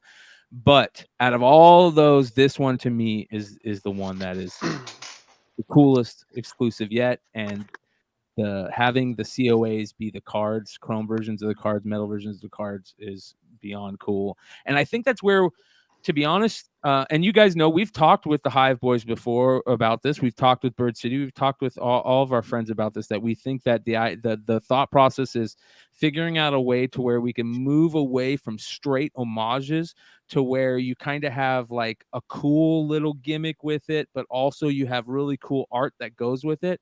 And to me, this is one of those mergers, right? Like you have the bit of the nostalgia factor with the Garbage Pail Kids homage, but it's not Adam Bomb on there, right? It's a character from the Ninja Funk, and it's, by the way, the best looking character. I love that character with the design with the head, with the TV on the head and everything. And then you throw in this cool little gimmick that is not outrageous or silly. It's actually really cool. That's where we have to go, in my opinion, as collectors. We have to spend our money on cool things like that and stop spending so much money on all the bad stuff just to continue buying. So when does this drop? So it officially, issue 1's got delayed by a week, so I think they drop this coming Wednesday at LCS's. Well, when does your guys' book drop? It's live right now. Yeah, Oh, it went live today, I think. Oh, Today. did it sell out yet or no? Can I buy a copy? No, we kept it super low key. We started doing that, like we started releasing books a little early and kind of just keeping it low key, and then we'll end up doing a big announcement probably tomorrow and really pushing it. But yeah, we kind of just been doing it low key lately. We've been letting our group, we let people in our Facebook group know, like, hey, we're dropping this in a couple hours. But yeah, we're not, I don't know. The link's in the chat, you guys, if you guys want to go pick it. And take it from me. I am so anti whatnot publishing, but this is the one that I will buy. And I swear to God, I will never ever buy another whatnot publishing book ever again. So kudos, because it's a killer cover, and I have tried so hard to not give them a dime, and this, you guys, you did it. You made me cave. So Well, respect out of that, because I appreciate that. You know, and Mel said the same thing too. And with the gun honeys and this, and Mel's like, he's like, damn it, you guys did it again. And he's like, what? And he goes, I don't buy variants. You're making me do it again. And I'm like, like, all right, that's fine. I'll take it. That's high praise. It's high praise. But well, speaking of that, let's talk just a little bit about that. And that's kind of something that I want to get into. You guys know that I've been really positive to a point, right, about whatnot is, and for that fact of matter, what Jack has at least done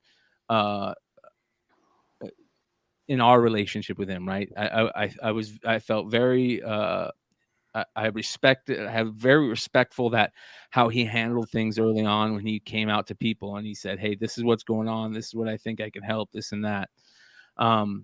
It's been about a year now since that's happened. I think that Baltimore is where I had that conversation with Jack, and it was. It was Baltimore. And up until about a couple months ago, I kind of felt the same way throughout the whole thing. But over the last couple of months, I have not only had seen some things, felt some ways, heard from a lot of people. I think that's also another thing. You know, I hear from a lot of people, you guys, whether it's a lot of them, having phone call conversations behind the scenes, whether it's in group chats. We always hear it somehow. It's just how long it takes to get to us. And I don't know if I'm worried that the House of Cards is falling. You know what I mean? Like I don't know what to think about it, because there is some things that are happening that I just look at and I go, this type of stuff, if it continues, it's just going to not only push people away, it's going to cause it's like blowing on that House of Cards. And there's some things, i.e. the whole giveaway thing. Like I didn't know about it because I had kind of taken some time off of selling on Whatnot for a couple weeks, and I just didn't really see it. I don't have enough people in my sales to see it. I wasn't using Whatnot, the Whatnot apparatus for giveaways, so I didn't see it even in my sales. But there's this thing that kind of happens where if you use the Whatnot giveaway thing, there's like these packs that are roaming Whatnot every night. They're like a pack of wild dogs, man. And they see a giveaway up, they get in that giveaway and they start tagging all their other homies, right? They start tagging them like a pack of wild fucking animals. And all of a sudden you see, boom, your room. Like, listen, you guys, my rooms, I'm lucky if I get 15 people in my sale. I throw up a giveaway, boom, I instantly hit 30, and I'm like, oh, this is great. I give the book away, boom, I'm back down to 15, 10. And I started seeing it. I started seeing it with my own eyes. These guys come in, they start tagging their buddies, boom, their buddies start coming in. And I'm like, okay. And then all of a sudden, my giveaways start being won by people who aren't buying books from me. And I'll think, at first I was like, oh, this is kind of interesting, we'll see what happens. And I'll tell these people, hey, you just won a book, you got basically free shipping, now on other items, you're going to save some shipping, so stick around and buy some items. Nope, I'll pack in books and I'm giving one guy a book for free, not buying anything else. Now don't get me wrong, shout out to there's some people out there that play the game right, and they'll get giveaways, and they'll rock with you, right, and they'll buy it, and that's great. I think that was the idea, and that was kind of how it was meant to happen, but it's turned into this other monster. And I'm telling you guys right now, I think that I'm done doing giveaways the way Whatnot has it set up. I'll do giveaways the way I do. If you buy 3 or more auctions from me every sale, I run a wheel of names at the end, and I give those people things. I will not, even though, and it feels like now you have to, because if you don't, you won't get anybody in your sale if you don't put up a giveaway. And then I start seeing these guys have these all shows is nothing but giveaways. And you know, some I have had people hit me up like, what is going on? Like, New York Comic Con was 2 weeks ago, and everybody's talking about these great exclusive New York Comic Con and selling all these exclusives. And then 2 weeks later, Jim Mint's doing an all giveaway show where he's doing nothing but giving away all those fucking books for free. Like, how does that happen? And here's the thing. There's rumors out there. There's things that you hear that you harken back to, and you go, well, to me, the only way that I could see somebody just giving away free money like that is if they're getting paid. Yep. As if they're getting paid on the back end, and they can afford to do that. If you're making $10,000 a month or $5,000 a month, it's much easier to give away the books that they give you to sell, right? Right. And what do you I've got, so I tried something. I still do it on occasion just to keep people on their toes, but I tried something a couple months back. I even checked with, I checked with Jack before I even did it. I was like, dude, I'm going to do this thing. It's probably stupid. I don't know if I'm going to get in trouble, but here you go. And so what it was I did, I still do them on occasion, but I call it the Feast or Famine giveaway is what I started calling it. And I'll put up a $40 book, you know, or I put up a slab one night. I put up like a $100, it was like a Department of Truth 2, 1 in 50. No, it was a Department of Truth 1 in 100 or something like that, or 1 in 50.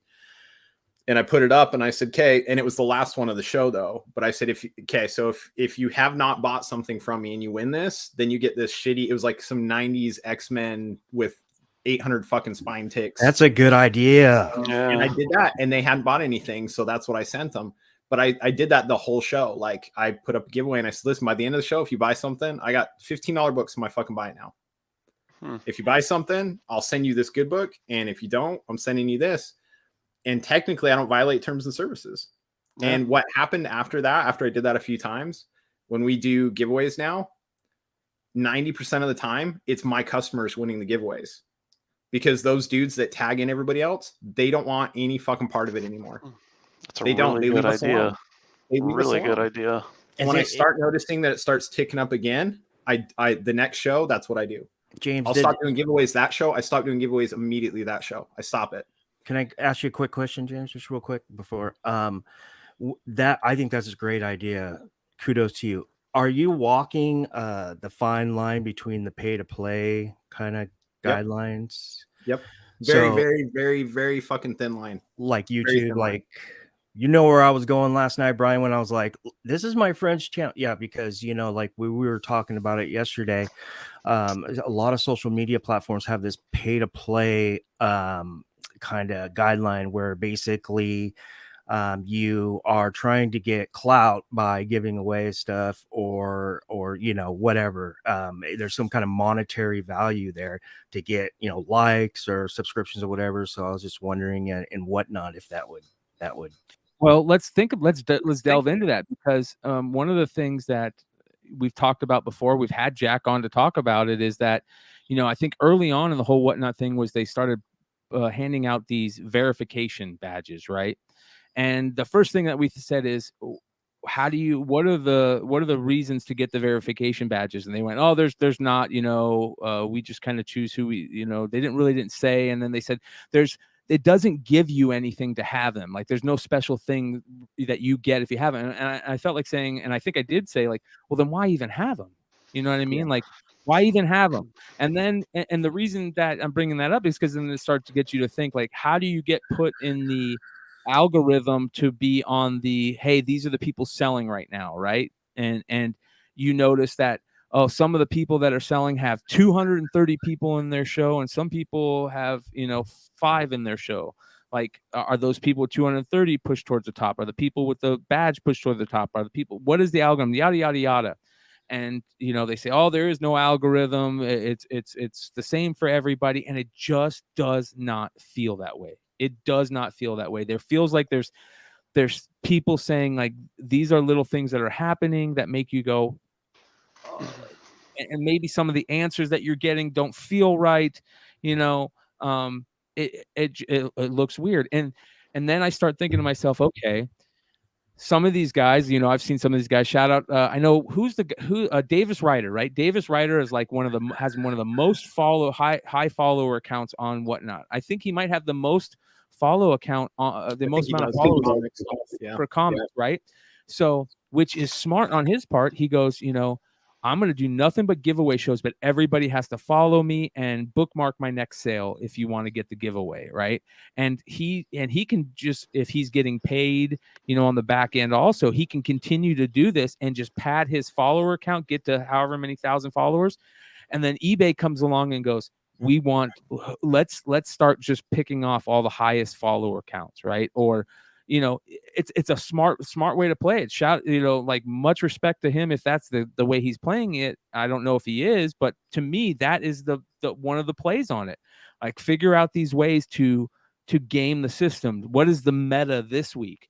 And if you look at Whatnot right now, the meta this week feels like these giveaway trains, these giveaway things, and you've got these people running these giveaway shows where they're literally giving away the books that people were selling for ridiculous money 2 weeks before. And it doesn't make any sense. It literally does not make sense. One, why you would give those books away, because you could sell them. Two, how are you affording to give all these books away, right? Where are you getting these books to give them away? Everything about that starts being asked. I just assume, and this is kind of the policy Jonathan and I take on it. We do give away stuff on occasion. We don't go overboard with it yet. In December, it's going to be cheeky as hell, but I'm doing something. I've got something planned in December that's probably going to piss some people off, and it's probably counter to everything I say. But trust me, it's going to be in a way that's just like a fuck you to everything about it. But it's in the works, and I'll let you guys know when it gets closer to December. But anyways, what was I saying? Shit.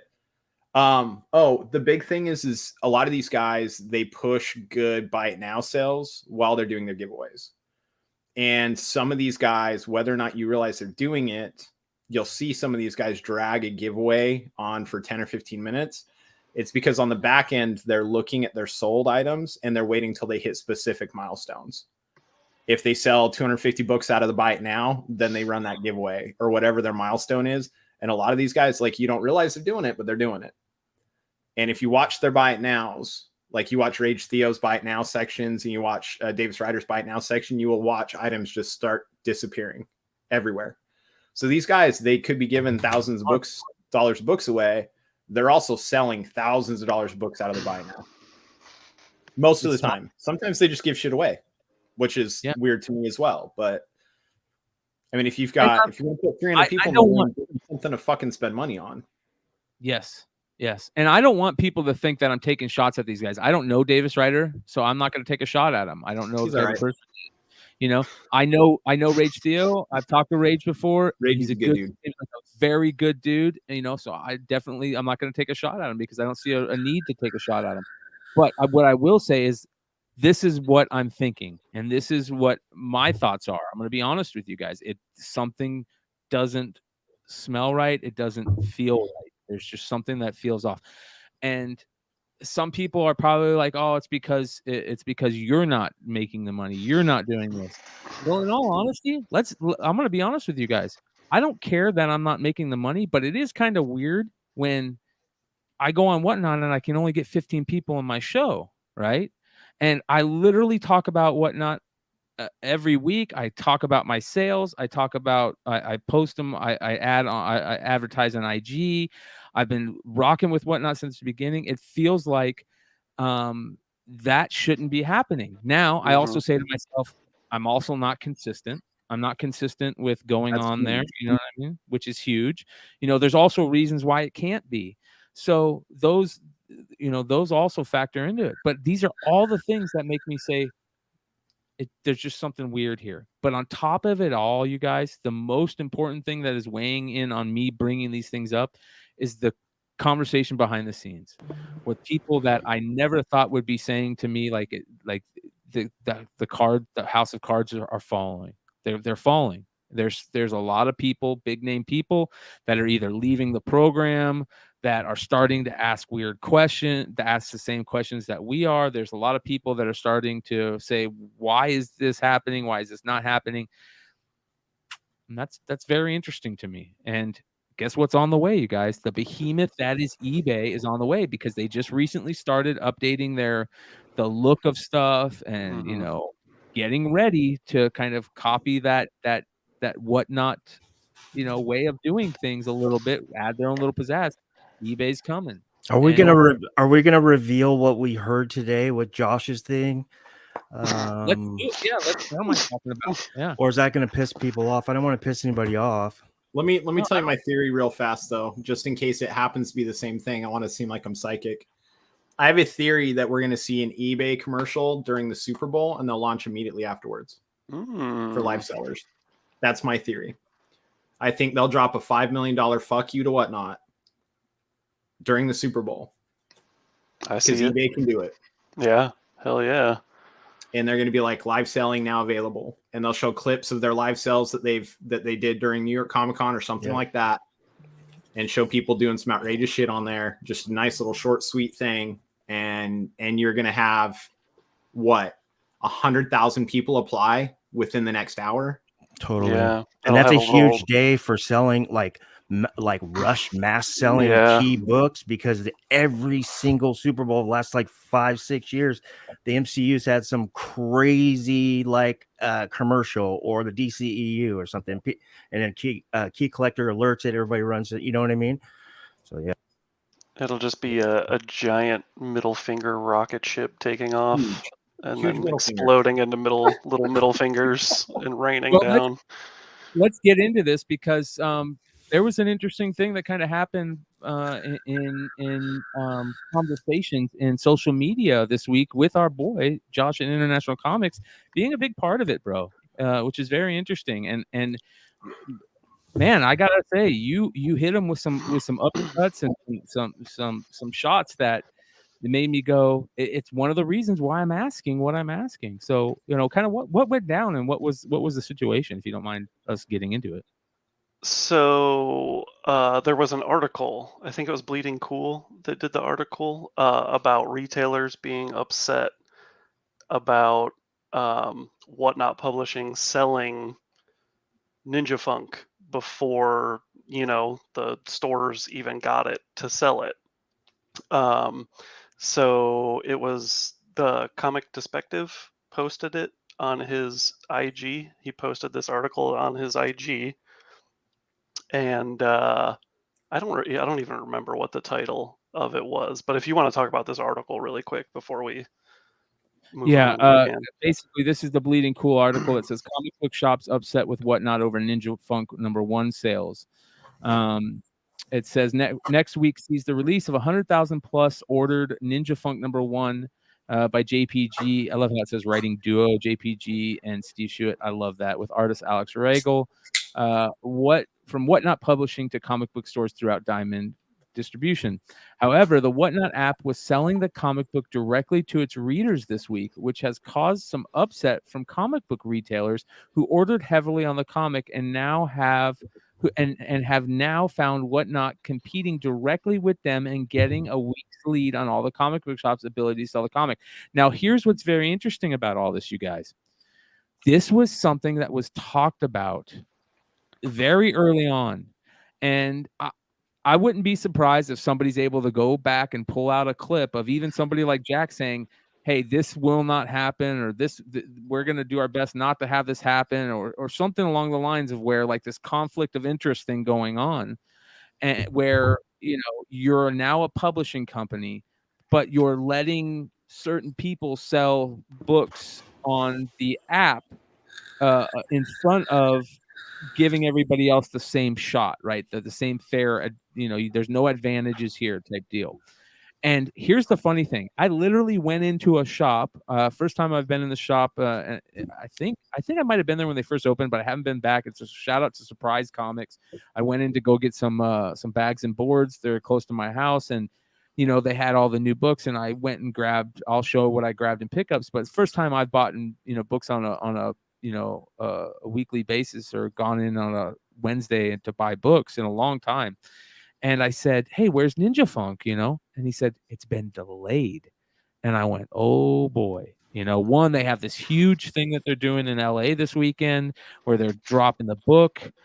Two, you've got stuff like this going on. How can they, how does that happen? This is a big deal. Like, even I could imagine, people that are part of Whatnot Publishing, Jack and whoever else, were fucking just that terrified. Like, yeah, this is something you do not want to happen. This is good. This adds context to what we're about to talk about with Josh. So let's go. Yes. Let's segue right into Josh. let's get it up, and you guys are going to enjoy this. So just to preface this, because I do want to point out, hi Nathan in the comments, because I remember, because technically they released this book way before a week, because they had Ninja Funk Whatnot or NYCC exclusives. So I mean, this book has been out for way longer than what shops ordered it for. And hi Nathan, I remember because we talked about this, and he told me that he commented on, I think, Whatnot Comics, one of the Whatnot IGs, and he was like, "Oh, so is this NYCC book going to be considered the first print, and all retailers are technically getting second prints?" And Whatnot actually deleted his comment and never answered it. So I want to say that before we go into this, because I want to give him props, because he brought that up a while ago, and they just deleted the question. I have the conversation. Do you want me to link it to you, Brian, on the private or on the yeah. Google okay. Yeah, while that's going on, I want to take a quick second and shout out one of our favorite people in the world. Shout out Trish. We love Trish so much, and she has just been killing it. And a shout out to her and Tony. I know Tony was part of that LA event. That was really cool to see. So shout out to Tony Fleece, who's just another amazing person in this community that is just awesome. And but if you guys don't know, Tony and Trish, part of the team that brought us the amazing Stray Dogs. And also, Trish has a My Little Pony variant coming out soon. And of course, you guys know that Trish is the artist of the amazing Bird City 8 Billion Genies book that had multiple sellouts, including one recently in like a 6-minute sellout for their issue number 7, I think it is. The last one was 60 seconds. 60 seconds. Congratulations, Trish. Yeah. Keep killing it. All right, let's get into this. It is a good, hold on real quick. It is a good book. Somebody has asked if it's any good. It is a good book. Ninja Funk? Yeah, I like it. Yeah. Okay. All right. Let's see here. $1. It's coming. I'm having to get it out of my chat and look for it. Make sure I didn't put the wrong one up there. You sent it to me in Google, right? Yeah, and then there's one also with Brian Wood, but he's not on the show. I don't know if it would be okay, but there's a big one that Brian Wood posted in the chat. So if he's cool with it, let me go ahead and do this real quick. But yeah, I mean, I don't want to make this sound like something it isn't. We weren't, rallying on Josh and go get Bullet. We didn't have our pitchforks or anything. This was like a pretty good, like, respectful conversation. And yeah, you're gonna see that Josh had some fire in his responses, but he made a lot of sense. And he got the message through. So here we go. Dude, I was seeing red last night. Like, I just want to say that I am so sick and tired of Whatnot blaming everything and everyone else except for themselves when things go wrong. And that's why I was as heated as I was last night with these messages. All right. Sorry, I'm trying to. For some reason, I can't get it over to your Brian. Just go. Okay, Brian. I don't know why. Content Sorry, guys. creators. Go into Popcorn Culture's Google Chat. Scroll up to today 3:04 a.m. Okay, hold on. And you'll see Gotcha. Brian's. You'll see Woods. You'll see Josh's. And I thought Josh handled it well at first, but then went off the rails just a bit. But then he circled back. He circled back, and I thought that, in my opinion, Bolo probably respected it as well. So, but I'll give you my full opinion about it after. You got it, Brian? Yeah. Here is. I don't want to put up Woods yet, just because I don't want to put, even though it's not a big deal, I don't want to put out anything. I agree. Yeah, for sure. All right, here we go. Here is the first little part about Josh asking. Josh, you want to drop into this? This is. So this is. So are we? Well, this is not the first one I sent. So this is not. No, this is the later ones. Just yeah, the first one I sent. It's like a novel. It's probably the longest IG reply of. It's right above it, Brian. Ever. There's two. Okay, there's two of them. You got to grab both of them because the end got cut off. There we go. I see it. Open image in new tab. Is it this one right here? It starts off about being a broken record. No, that's the last one.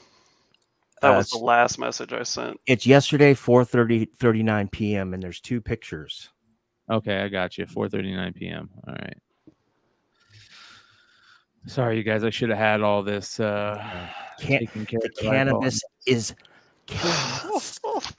It is flowing. All right, here we go. So it says. Yeah, this is the first one. Yeah. You want me to read it for you? Yeah, go for it. And I will say that I did go off the rails with this reply right here. It started out good, and then there's behind the scene things that people don't know about that I have personally been involved with whatnot. So that's you're about to see right now, and those things never got resolved in any capacity whatsoever. So it's kind of just that thing that's like it's just been eating me alive since it happened. So I kind of did go off the rails just to let everyone know. We're not taking shots at Jack because Jack, we've had Jack on the show before, and you guys know I respect Jack. I got respect for him and for what he's done. So I don't want you guys to think that we're taking shots at Jack and I don't want Jack to think we're taking shots at him without him being here to defend himself, that type of thing. But this was on public social media, so one of our things about our show is we're commentary. We like to see what's going on in those social media things and talk about them. So Josh basically says to Jack, so what are not first day exclusives that retailers have been selling? Were the NYCC exclusives first day issues? Why would you not tell retailers in the beginning they can't sell their exclusives until X date? What were you getting into? Why were you talking about this? Because of this was because of the Bleeding Cool article about the retailers being upset. So I was saying because Bolo replied with, these were going to be like. This was a first day exclusive, and this was how it was gonna go. And I'm like, well, what about the NYCC ones? Those weren't first day. Yeah. And you said, why would you not tell retailers in the beginning they can't sell their exclusives until X date? I don't run a publishing company, but have been in comics long enough.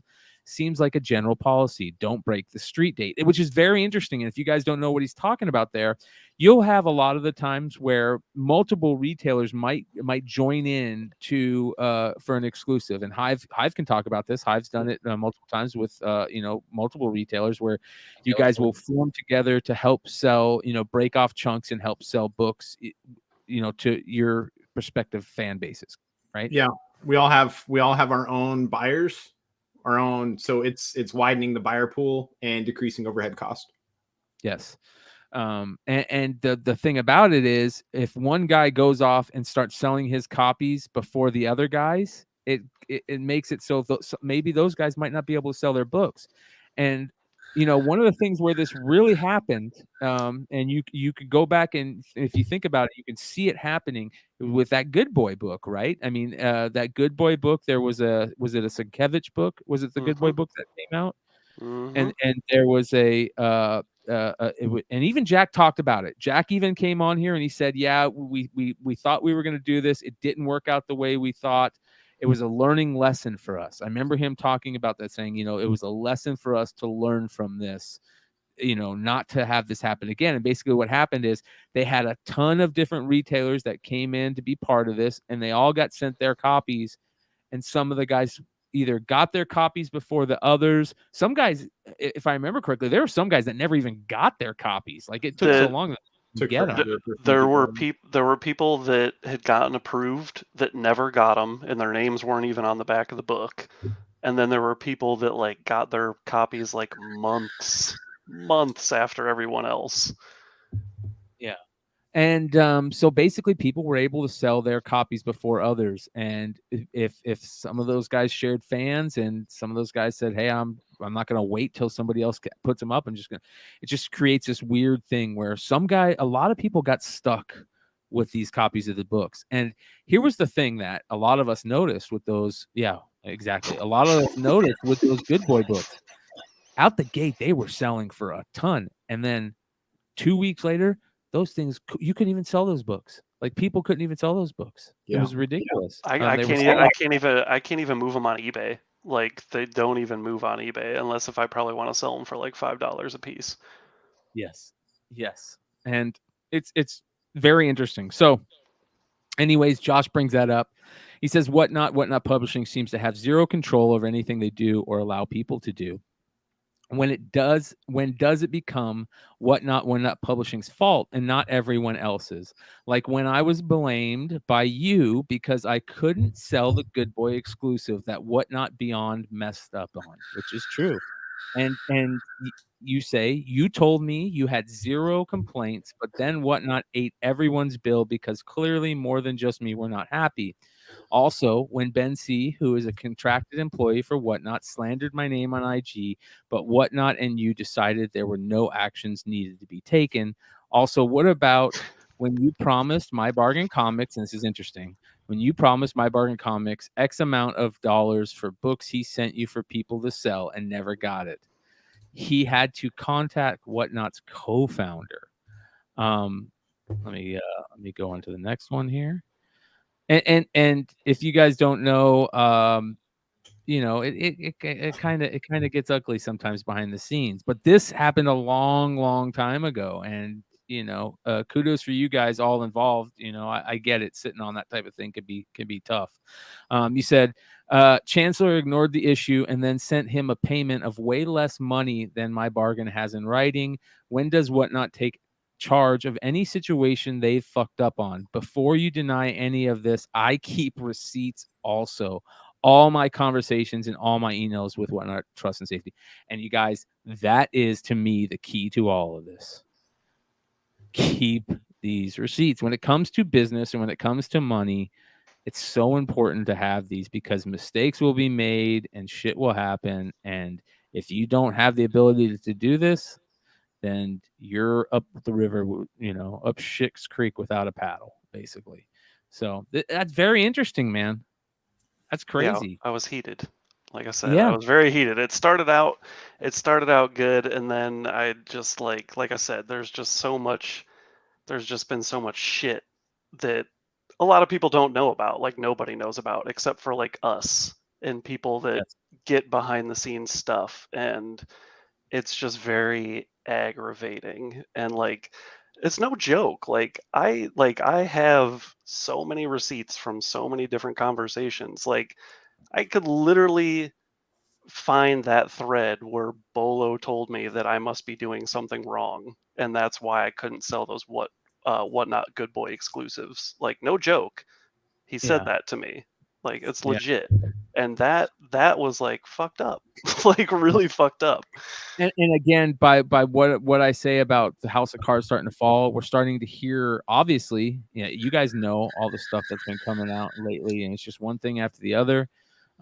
This is another thing that Josh said. These issues have been dropped long ago to you and trust and safety, to which nothing was done about any of them. Before you read this, to preface this, he replied to me and said that Instagram, that this isn't even what this thread is about, the things I said, and that, you know, pretty much like I'm dumping these issues on him when, you know, that's why I'm saying he heard about this stuff a long time ago, because trust me, he's heard about all of these, and pretty much just ignored everything I said and just kept going on. So he's basically saying, why are you talking about it in this thread?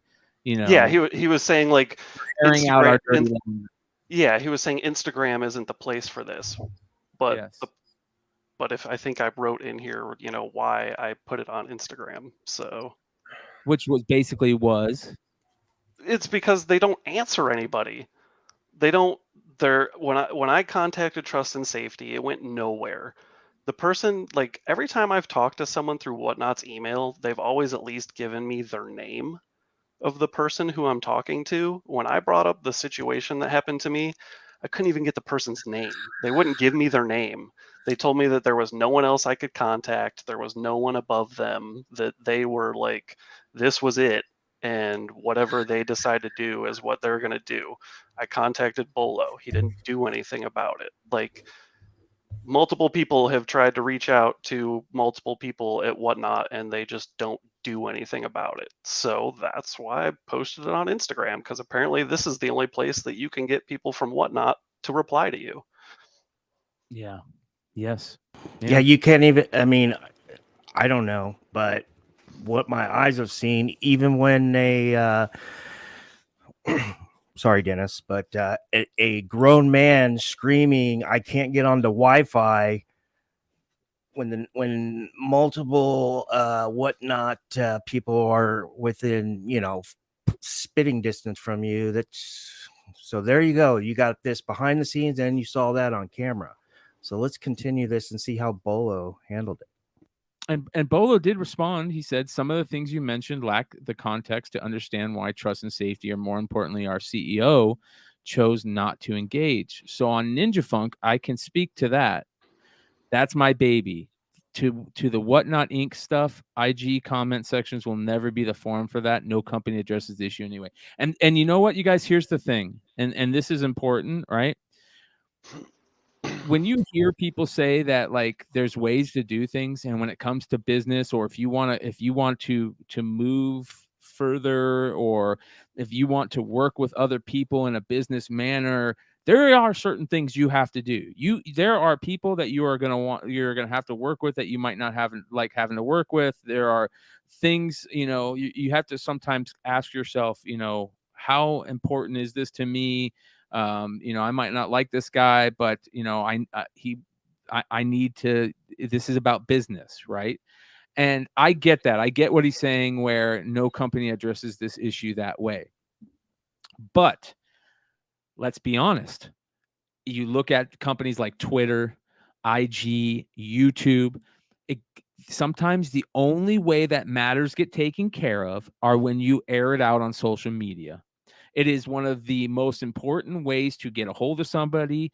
And, you know, even Josh said, behind the scenes, this was talked about many, many times. And, you know, there's certain times where, hey, that's one of the things that, unfortunately, that's what social media is. It is one of the last bastions of hope, where you can go, I have a problem, I needed to get fixed. You see it all the time, even with say you have sports people. A football player will have a problem flying on a plane, and nobody will help him through the regular channels. So he goes on Twitter and goes, hey, American Airlines, this happened to me. What are you going to do about it? Right? Or that is just that's the world we live in right now. So, you know, I understand the thought process that no company addresses the issue that way. That's not necessarily true. A lot of companies, you know, that's kind of the way things work nowadays. This is the way it is. And it's very important. Again, we talk about it all the time. It's very important to have good optics. It's very important to have people there that will contact somebody and say, hey, you're representing us. There's certain things that need to be thought of now, or hey, you're we're this big now. We have to have PR people. We have to have people that will take care of these issues. And this is how we find out those things. I've gotten to know Josh pretty good since Flipside. I mean, me and him had a little falling out. Oh, you muted yourself. God dang it! sorry about that. My something's up on my cord. Anyways, we had a falling out, and I humbled myself. You know, he knows. He probably has that receipt too. It might be even sent to CPC for a 9.8 of me apologizing to him. But no. But I'm imagining Josh. I have not asked Josh this, but I'm asking you live. The reason why you went this avenue, which Jack obviously didn't like, and I agree with him on a lot of points in that sense, but you went this avenue because the channels you were given and instructed to use to whatever clarify your problems were not being addressed, correct? Correct. Like if someone that adds on to what Brian just said. This is the last ditch effort. So Jack, if you're watching, you know, you're a good guy. I don't really know you. Me and you have never had any issues. So, you know, that's that. And I appreciate you getting me on whatnot and on all that. I really do. But on the other hand, when he is coming to you in the public forum, this guy's not an idiot. He's doing it out of a sense of an urgency because you guys are not you guys, but whatnot is ignoring him. So that's why he went that way. I just don't think the condescending, dry way of talking to him wasn't the most professional. But hey, we all have emotions and feelings, and we're human. So he gets a pass on that one. Yeah. So yeah, like my biggest thing is. And okay, yeah, I get what Jack's saying where he says my stuff lacks context, but do people really want me to post the context? Because it's not gonna paint anyone in a very good light. Like, I'm not trying to potentially ruin people's careers or jobs. Like, I took it to Whatnot Trust and Safety, and they pretty much just shooed me to the side. And even, Jack kind of just excused my whole situation away. Like, I'm sorry, but if I ran a company and someone that works for me or is a contracted employee or whatever the hell these people are, slanders somebody, like, and then Jack wants to tell me that it wasn't slander.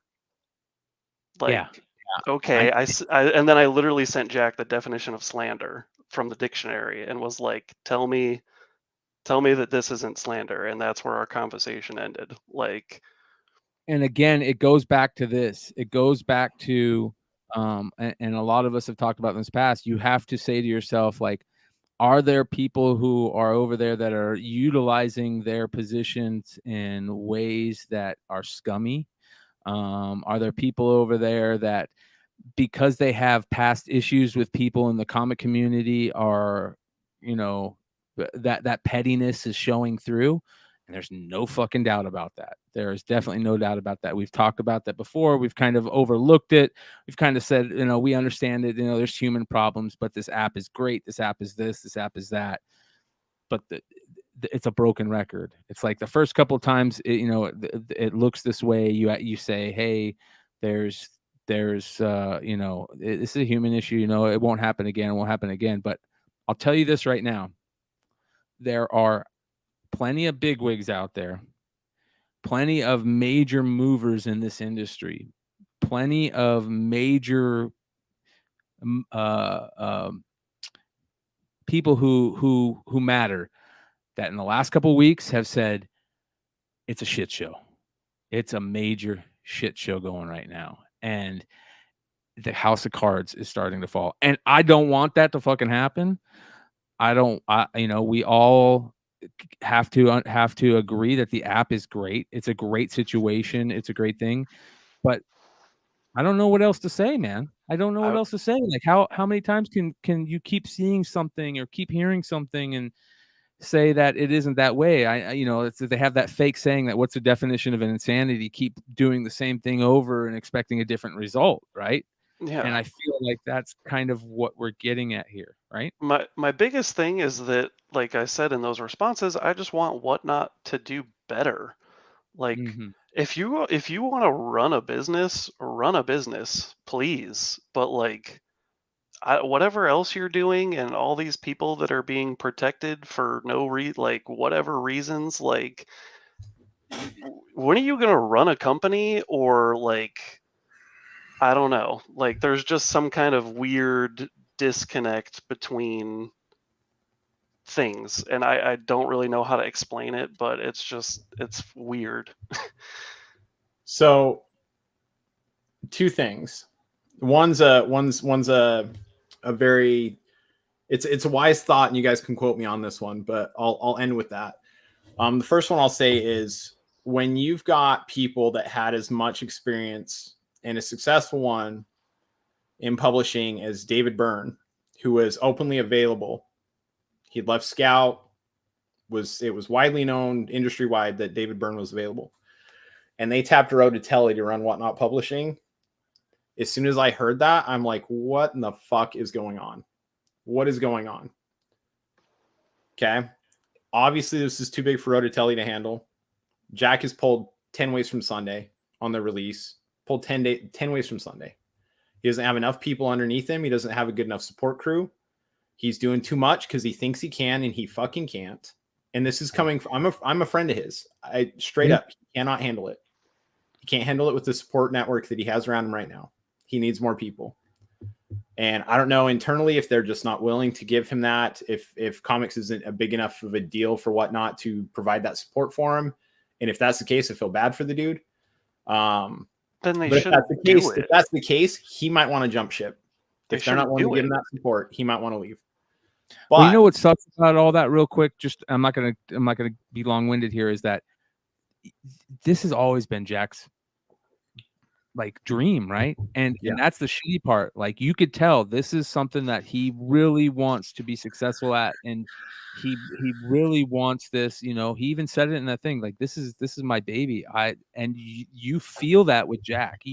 When he talks about it, you know, over the years, you know how important this is to him. Yeah, the passion's there. It's real. Yeah. Go ahead, James. Reef, I'm one of the biggest sellers on Whatnot, and I don't get given shit. Just putting that out there. Let's give away gate stuff. I'm not saying it doesn't happen. I'm just saying it's not the biggest. It's maybe, if it's happening, it's the people. It's very targeted and directed. It's not the biggest though. JPG's not getting free shit, and he's the biggest seller on Whatnot in comics. He's not giving free nothing. He was giving a publishing deal, but he was going to get one anyways. I don't think anyone gets free stuff anymore, as far as I know. Not really. But so, which is them being better and learning. I have, that's the only way I could think about it, right? Yeah. Hopefully that's what it is.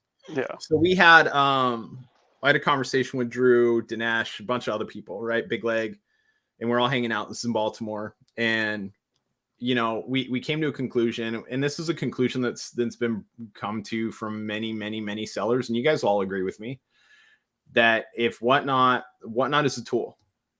It is just a tool. And if that's all you're utilizing, you're destined to fail. Mm-hmm. You need to be utilizing multiple platforms. You need to have multiple tools. You don't just use one tool to complete any job. But if Whatnot keeps going the way they're going, they're going to be a rock. And a rock was a very useful tool for thousands of years. But then someone invented a hammer. And now if you're the guy stuck using the rock, you look like a fucking idiot. And eBay's the hammer. eBay could be the hammer. So if Whatnot doesn't figure out their shit by the time eBay launches, who wants to be stuck using the rock when they can use the hammer? You know, that's all I'm saying. If you can use it, if it's better, it's faster, it's easier, it has no favoritism. If anybody can get on there and it's an equal playing field, there's 10 different ways that eBay could prove themselves to be better than Whatnot. And if they succeeded even one of those, Whatnot's going to have to be worried. Yeah. Yeah. By the way, you guys, chat is fire tonight. Great comments in chat. I want to hit on a couple. Eric Hurd said, I think that with all the shenanigans in the community and with the economy going the way it is, comics in general is going to be a contradiction. And Contraction. Yeah. Yeah. I mean, I agree with what he's saying though. Like, it's not just comics, it's collectible worlds in general. And we see that a lot. The world we live in is a weird place. It's in a juxtaposition. Like it's you can see the move on the horizon. You can see the sharp. There's going to be a big change in the horizon, whether it's good, bad. It's coming. Whatever it is, there's got to be something that's got to be changed, and it could be many things. And Joe brings up a good point. Whatnot equals MySpace. I was going to say Friendster. Not joking, because they were kind of like the pioneer, Friendster, and then MySpace took over. But Facebook Live looks like it's Facebook Live. eBay Live looks like it's Facebook, IG, Twitter, and Snapchat all together. Yeah, on steroids. And that brings up another question. There was another point. There's a lot of questions wondering by the community, hey, is all this shit going on because this is all last minute cash grab because they know it's all going to end soon? There's stuff with the influencers behind the scenes and so on. So I won't get too deep into that because I don't, like Brian says, I don't want to be long winded, but think about it. Yeah, I think it's Time Traveling Nomad. Real quick, Time Traveling Nomad says, aside from Hive Comics, how else can we buy books from all you though? And that is the thing, right? And so what James said and what Time Traveling Nomad said, this is important. Yeah, that's why we use Whatnot. It is a great tool. It is a rock, and we love using the rock as a tool right now. It is amazing to us.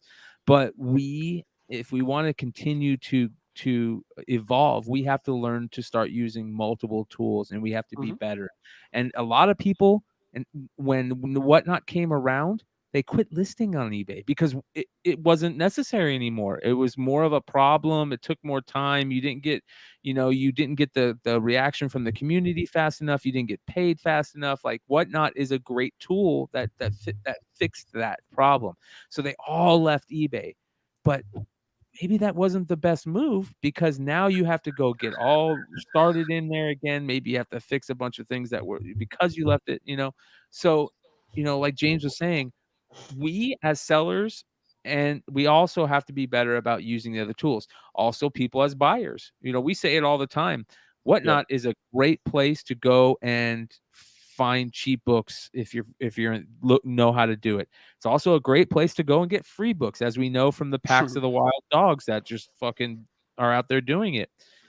But there's also other places. Richie was talking the other day. We were talking about how it feels like each one of these places has their own like little micro economy, right? Like eBay, certain books sell for less than they do on Mercari, and vice versa as on Whatnot. No, right? So you have to figure those things out. You have to pay attention to those. Anyways. I will say the big thing. Brian's right. Each one of these platforms seem to have their own community and continuity in the sense. For lack of a better term, we're comic people. We know what canon continuity. Like he was just saying. Go ahead. I didn't mean to cut you off, James. Oh no, you're fine. I think we would be a little dismissive thinking that when eBay starts their live stuff that Whatnot's just done or valueless or whatever, right? Because Whatnot has something that I don't think eBay cares to have, and I could be wrong, but there is a social media aspect to Whatnot that doesn't. I don't think it's something that eBay is going to go after, but I don't think eBay wants to, and I think they're big enough to realize they don't have to. Like, Whatnot can still exist if eBay didn't want Whatnot to exist. They would just come out the gate with some crazy ass fucking offer and wipe them, and clean them out and buy them up. Because, there's an offer out there big enough, and to eBay, it's nothing. It's a pittance, So if they wanted Whatnot to not exist, then it wouldn't exist. But I think eBay doesn't care. I think eBay is going to try and just prove themselves as a better selling platform. And because of that, there's going to be plenty of people that stay on Whatnot. And there's going to be plenty of people that just see Whatnot as another tool in the belt. We'll still sell on Whatnot, even if we're selling on eBay. But here's the thing. If my bigger books are going for more money on eBay than Whatnot, guess where my bigger books are going? You know, if you're a card seller and your bigger cards are going for more on eBay, where are your bigger cards going? Right? And what that does is it creates this hierarchy of where's the higher end items at.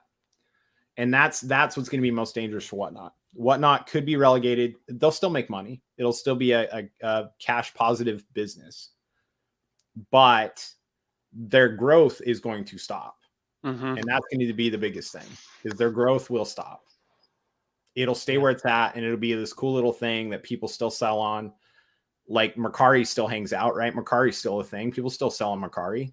Yeah, Right? I still buy stuff off Mercari. Is it in the daily conversation? Do people constantly talk about their pickups from Mercari? Hell no, nobody does. But it still exists, and it's still a profitable company. Dude, you know, find some crazy stuff. Whatnot's going to hang out for a long time. And Whatnot's still going to make money off of card sellers, and they're still going to make money off all these other people, and that's fine. They'll still be a cash positive company.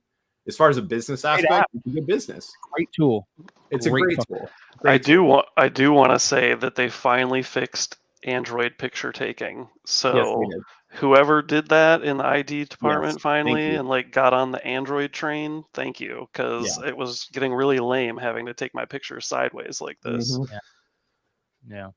Well, here's another thing I will say is like through over a year's worth of time, Whatnot has been really good about the back end, the framework and stuff. Like the ability to use OBS is great now on Whatnot. The ability to it's very user friendly. It really is. You can hop on it in day one. You can run a fucking cell. To be able to clone books, to be able to be able to pull your money out as quick as it happens, to be able to reach a customer base so fast, like it's amazing. It's great stuff.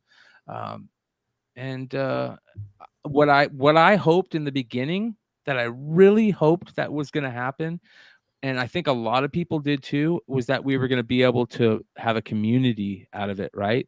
Like I remember in the beginning, we were all like, let's get all the content creators who are going to join this and all the IG people and get them in a chat, in a group. And we all start helping each other on how to do better and chaining off each other and this and that. And that just kind of slowly kind of died, and I don't know if that's just because of the human condition where we get jealous and petty, or if it was just because of the human condition when money's involved. I don't know what it is, but that was a big bummer, Well, we all became competitors is the problem. It forced a lot of people to become competitors in a very fucking shitty way. Yeah, in the first few months I was there, we were always like looking out for each other, make sure that our sales did not overlap. Didn't intertwine. Our whole circle, from us to Rena to Mel, you name it. And then now it's just it's so crazy in the sense that we just try to get people in no matter what. It's rough out there.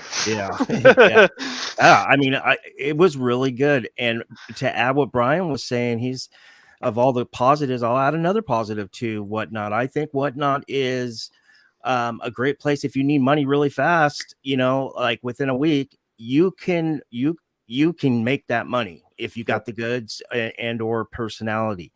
I don't want people that have a good personality or characteristics selling trash and say it's gold. Don't be doing that. But you know what I'm saying. And I think it's good for that. But because of all this different stuff, I've actually had to go look for work, and I don't really like selling on Whatnot anymore. I like being on camera. I like talking to everybody. I just don't like selling on Whatnot because of what Brian was saying about the giveaways. If people are going to I do a lot of giveaways too. I like 10 to 12. I still probably owe a couple people in there, and they're coming. Don't worry. But when most of the people that win my giveaways at Whatnot, I'd say out of the last 10, 9 of them did not buy anything from me. No bids, no nothing. except Barber, Tacos and Comics. You know, he want to give away, but he you know, he supports me. That's why I don't sell on it really anymore. I'll never understand what the philosophy was behind we want giveaways to be for everybody, because they thought that that was going to make people buy stuff. But like, what do you need to buy stuff for when you can just get shit for free all the time? Like, yeah, I don't have, I think giveaways is an important part of the seller, I guess you could say, a process, especially if we're selling a la content, you know. But it doesn't make sense to allow people that don't give a shit about supporting us to suck up all these books, especially if they're tagging their buddies and shit like that. yeah, That shit needs to stop. they need to have a thing where you can do a giveaway for everyone, or you can do a giveaway for just your buyers. Like, I don't understand what the problem is. And James had a great answer to that. He I mean, I've never heard of that, James. I thought that was great. So thank you for that. And, you know, and another thing I want to add before we go back to Brian is that this is business. Everybody who's hating on influencers and stuff because they're getting because they've been approached, or they went ahead and did their own grinding due diligence to get funding, sponsorship, or whatever. You can't hate on a person for that. Okay, that's business. That's the way the business is. I work in the mortgage industry. I also worked in the horse racing industry. All these bottom line, all these companies care about is the bottom line. And if it makes more dollars than cents, to where, hey, if we do this, is this going to cause us a problem, and or we going to lose money on it? So this is what they do for marketing. Doesn't mean I agree with the way some of these influencers are doing it, but I'm not going to hate on them for that. Yeah. Yep. There's business. Money and sense is talking, man. Yeah. I just I don't know. So Hive Comics officially, we adopted in no giveaway November. So we're not giving shit away all month long. But we're part of this whole giveaway train thing just because it's a bunch of retailers that we like. So I think Jonathan tonight gave away thank yous and high fives. He didn't actually physically give anything away. He just hilarious. Like, hey, thank you. And he gave like air high fives. Screen. We actually had a really cool idea because we part of this. We just didn't. It was short notice, like us having this thought. But I think our next giveaway train, which would be like this time next week, we're actually just going to invite some of our buyers that are just getting into selling on Whatnot to come on and promote themselves for an hour. We're just going to be like, hey, come on, promote your shit. Talk about yourselves, get followers, and do your thing. And if you get enough people to pin your next show or whatever, and you want to give something away, we'll let you give something away. You know, but we did this whole, we reached out to a bunch of retailers and like, let's not give shit away in November. Let's see what happens. See if we can change the dynamic. And I don't think enough people aren't biting on it for it to make a fucking difference. But yeah. Leaf the Sea Forever says you can just give away you give a free book to buy. Now I do that all the time. All the time. Yeah. A lot of us do that. And I think what he's saying here is that, like, just like how a lot of us do it, where at the end we say, hey, these are the people that have bought for us. We're going to put them in a wheel of names and do it. But here's the thing. I don't know if Whatnot wants us doing that. Let's be honest. Listen, it's against terms of service, but I'll tell you what isn't.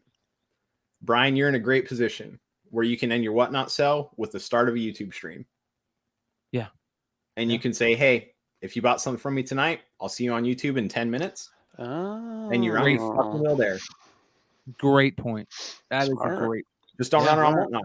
I could send people to my Facebook and do a Facebook Live thing and say, hey, I put you guys all in here on Facebook Live. I can show it on fucking stream on Whatnot. Here's me putting your name on our Facebook, on a wheel on Facebook. I'll run the shit live as soon as our show ends. You hop over to our Facebook page and you move traffic from one to another. And yeah, Whatnot's going to have a problem with that, but it's not violation of terms and services. Yeah. Yeah. Not violation of terms and services. Just don't do it on their app. That's all they care about. You go do it somewhere else. Cool. Yeah. I'll send all these people off of Whatnot onto Facebook. If that's the only option. Yeah. Well, I'm loving it, you guys. That is the bitch about Whatnot segment this week. We're gonna move on. Hour and a half segment. Yeah. All right. So one of the things that I thought was interesting this week is I don't know if you guys have been if you guys follow like all the different like comic book websites and stuff like that. But there is a comic book website that I follow called CBR. I love looking at CBR every once in a while. They're fun. You kind of only got a couple of them out there. You got like comicbook.com, CBR, Bleeding Cool, comic book resources, Newsarama. But I like CBR, and CBR was doing a thing where they were asking people to kind of vote on their favorite comic book writers, and they were going to count down. So they decided to count down the votes on the comic book writers, and here are the top 3 based on the votes, right? And this is very interesting because if you guys didn't know, Neil Gaiman is an amazing comic book writer, and we love talking about him here. And he was voted at number 3. The amazing Neil Gaiman has just done amazing stuff. The most important, in my opinion, is of course Sandman and the creation of Morpheus and Death and all these great characters and great storylines that just shaped a lot of our teenage years, right? And if you guys didn't know, Sandman has been announced that there is going to be a season 2 coming, which is a good thing. I don't know if they've announced if it's going to be on the same platform, but there is a season. It's Netflix. It's Netflix. Okay, good. I love that. And I'm a huge Neil Gaiman fan, right? I buy and try and check out everything that he does. I loved American Gods. I really like the show. I really like his Eternals run. I love that thing that he did in Marvel back in the day. I think it was called 1604, where he took the characters and put them back into history. 1602? 1602, yeah, 1602. Great stuff. I mean, he's just amazing. And then his novels are great too. He's just a very interesting creator. So I could see him being at number 3. As a matter of fact, this list is probably also going to be my personal preference, which was very interesting for me. So it was cool to see Neil Gaiman at number 3. But this was kind of a surprise to me. The next person, not a surprise. Like if they asked me, this would probably be my number 1 or maybe number 2. But they had him at number 2. And that is the great Grant Morrison. At number 2 on the CBR list, Grant Morrison. Grant Morrison, of course, got his U.S. start in Animal Man back in the day. Did such a great job with Animal Man. As a matter of fact, me and Richie have talked about that great run recently on the Hot 10 the past couple months. That book has showed up. That first appearance of the Coyote. What's that character's name? Anyways, that issue, I think it's number 8, Animal Man number 8, that has the hand on it, which is Grant Morrison's hand.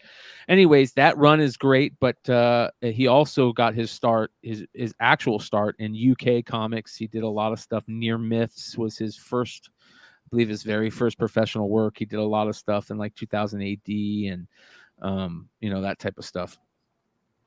I love Grant Morrison. I love Grant Morrison for Animal Man. I love Grant Morrison for all the weird stuff, but I really love Grant Morrison for his Batman run and his Justice League run. If you guys have never read the Tower of Babel run on in Justice League, it is probably the greatest Batman story. It might be top 3, if not the greatest Batman story ever written. And basically the way to explain it is Batman is the only way, is the last bastion of hope, and it's him figuring out how to win everything and beat everything, and just how he goes through it is amazing. So make sure you guys go check that out. But his superhero stuff is amazing. His Batman and Robin run, where he had Damian, of course, Grant Morrison, the creator of Damian. When he had Damian and Dick Grayson together in Batman and Robin, it was such a great freaking series, you guys. Damian is such a great character, especially when Grant Morrison is writing him, and I even love it better when Frank Quitely is drawing him. So Batman and Robin, go check out that run. Great stuff. Grant Morrison's the bomb. He is just amazing. And by the way, he also wrote one of the greatest, if not top 3 greatest ever X-Men storylines. That storyline with Cassandra Nova and all that stuff, and that was such a great storyline in X-Men when he took over the X-Men. Him and Frank Quitely did that too. So make sure you guys go check that out. But what we're going to get into is the number 1. And number 1 on this list is on a lot of people's minds right now. Alan Moore. We've talked about Alan Moore lately. We've talked about Constantine. We've talked about Alan Moore basically hating superheroes and hating everything that he's done. But man, he is amazing. And today, ladies and gentlemen, is the 5th of November, which we all must remember, especially if you're living in the UK. You guys don't know the original 5th of November. Remember the 5th of November was due to Guy Fawkes and his team trying to take out the King James, and the 1st or the 6th of Scotland, however you want to say it. They tried to put a bunch of gunpowder underneath the tower in London and where the royals live, and decided to blow it up. And at the last second, they were found out, and they were hung and quartered and all that shit, deboweled, and it became a big thing. And they have this, it's kind of like almost like a 4th of July celebration over there, this and that. Well, Alan Moore decided to turn it into an amazing story, that being the V for Vendetta storyline. But Alan Moore didn't only do that. He did, of course, Miracle Man, Mr. Marvel, or Marvel Man, aka Miracle Man. He did the amazing Swamp Thing stuff, which everybody's talking about right now, picking up that first appearance of Constantine and that whole run. And he did probably a couple of the greatest Superman stories ever written. What do you give them the Superman for his birthday type questions and stories and stuff, and his Green Lantern stuff is amazing. But he also did Watchmen, and he's got this thing of authority, V for Vendetta and Watchmen, and not trusting people, and it's just it's very, you gravitate towards it, especially as a teenager, right? So I think that a lot of people are like, where's Frank Miller, and I get it. Frank Miller would definitely be number 4 on this list for me. I get it. I understand people thinking he should be in the top 3, but Alan Moore is amazing, and so is Chad Cave, who says with a $10 super chat, is this best writers of all time or ? I don't know what that means, but I love chat. So one of the things that I have right here, you guys, is something that I've talked about for a while on all the different channels and shows that I've been on that I love. And shout out to Alan Moore and V for Vendetta fans and 5th of November guys out there. This is the book. Mm-hmm. Ladies and gentlemen, this is Warrior number 1 from the UK. As you can see, Warrior number 1. This book is getting hot as of lately. I think people are starting to figure out what it is. High-grade copies have been selling for a nice little chunk of money. And on top of that, CGC is grading more and more magazines. Takes forever, but they're coming out. This was always a tough one to grade because it's a weird size, right? I literally had to cut bags and boards to put these in. But this book is so important, not only because, as Josh loves, it's a foreign comic.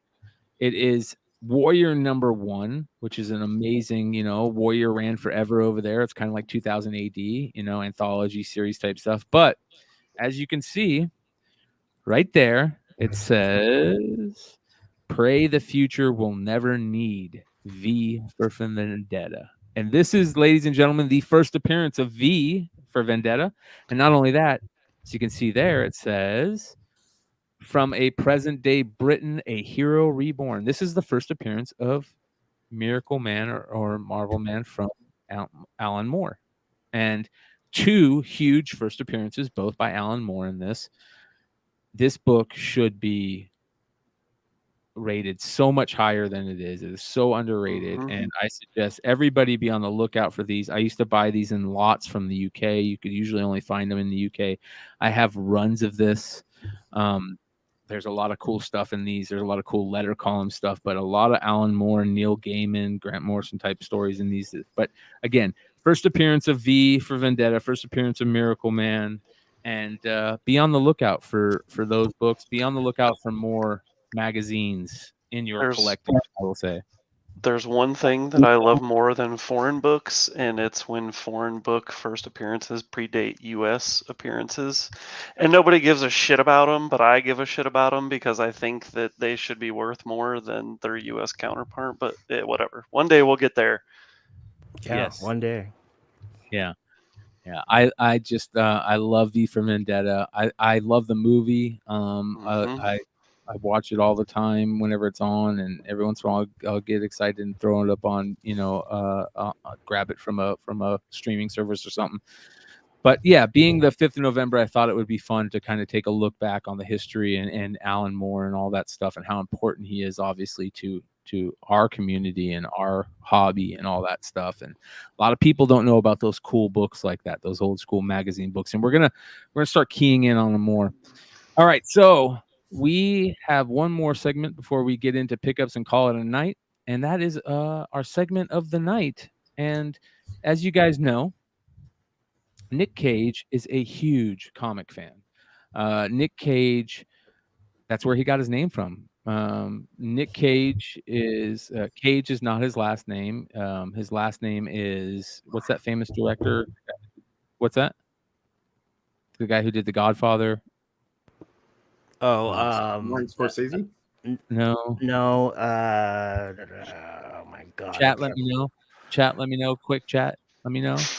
Make yourself look like idiots, somebody. Yeah. Francis Ford Coppola. Ford Coppola. Thank you. Yeah, so Nicolas Cage is Francis Ford Coppola's nephew. And shout out to Lewis that with an 1105 super chat, of course. Remember the 5th of November. He says, to acknowledge Guy Fawkes, V for Vendetta, Alan Moore, and my birthday. Oh, it's your birthday. Happy birthday, Lewis. We should be giving you a gift on your birthday. Oh, I got him. Yeah. Hey, if he wants to send his if he wants to hit up Hive Comics with his address, I'll send him a Ninja Funk. Well, hell yeah. Oh, happy birthday, Lewis. Happy birthday, Lewis. Yeah, happy birthday. James. That's fucking awesome, James. That is very cool. See that, you guys, that's what we're talking about here. Fucking A, community. So Nicolas Cage is a Coppola, and he said, I can't go into Hollywood. Everybody's going to say I'm getting, favoritism and this and that, so I need to change my name. Well, he's a huge comic book fan, and he's a huge Luke Cage fan. So he decided, all right, I'm going to change my name to Cage. So that's where Nick Cage comes from. Now, you guys have seen this before, and you guys know the story about this, that Nick Cage had some of his biggest comics stolen from him. And there's a famous interview where he gets asked a funny question, and I love his answer, and we're going to play it right now. Hi, I was just wondering if you could actually steal any treasure, what would you steal?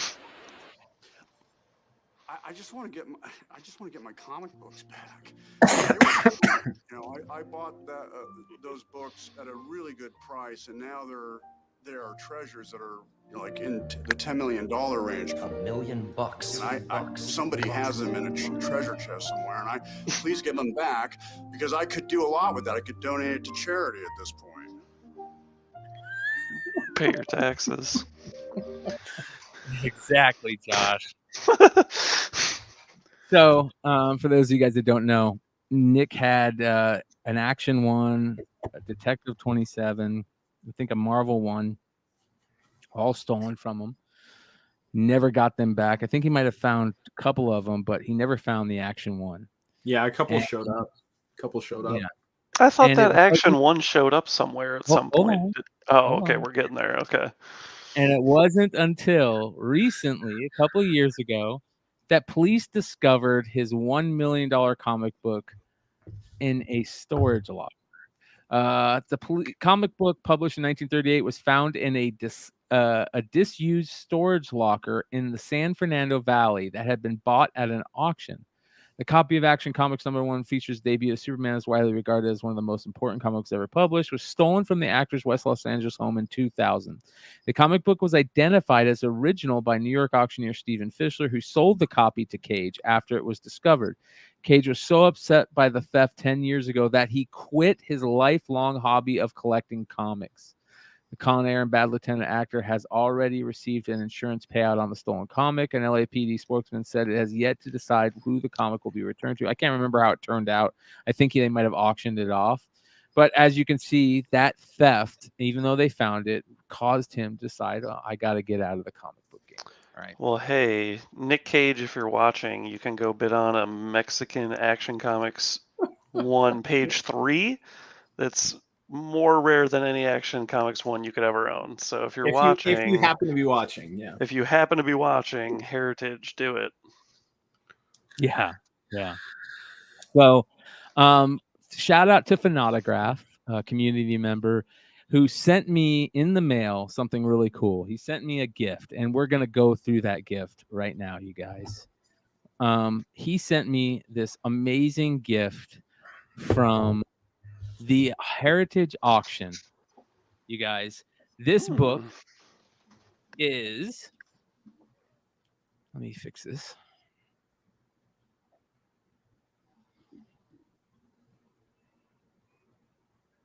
All right. This book is from that auction, which is pretty damn cool, and we're going to go through it here. If I can fix this.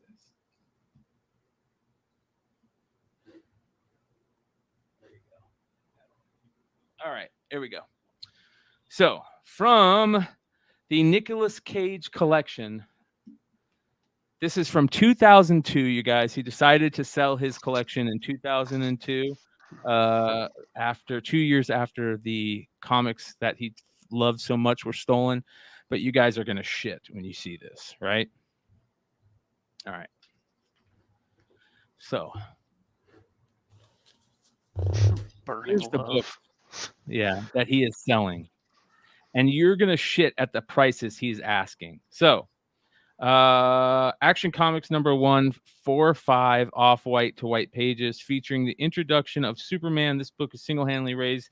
So he had another copy. And you know how much he's asking? The estimate for this book, $60,000 and up. What year was this? 2002, bro. Okay. Wow. So how much is a Action Comics right now, a 4/5 Action Comics sell for? I mean, I would assume at least $1 million, Millions. but yeah. Yeah. In 2002, $60,000 was their estimate, right? I don't know how much they all sold for. We'll have to find that out later, but this is just I thought it'd be fun to go through this. All right, so here's some of his other books. He's got all these different Action Comics, you guys. Look at these. I mean, yeah, he was a huge Superman fan. Major collector, like big time, you guys.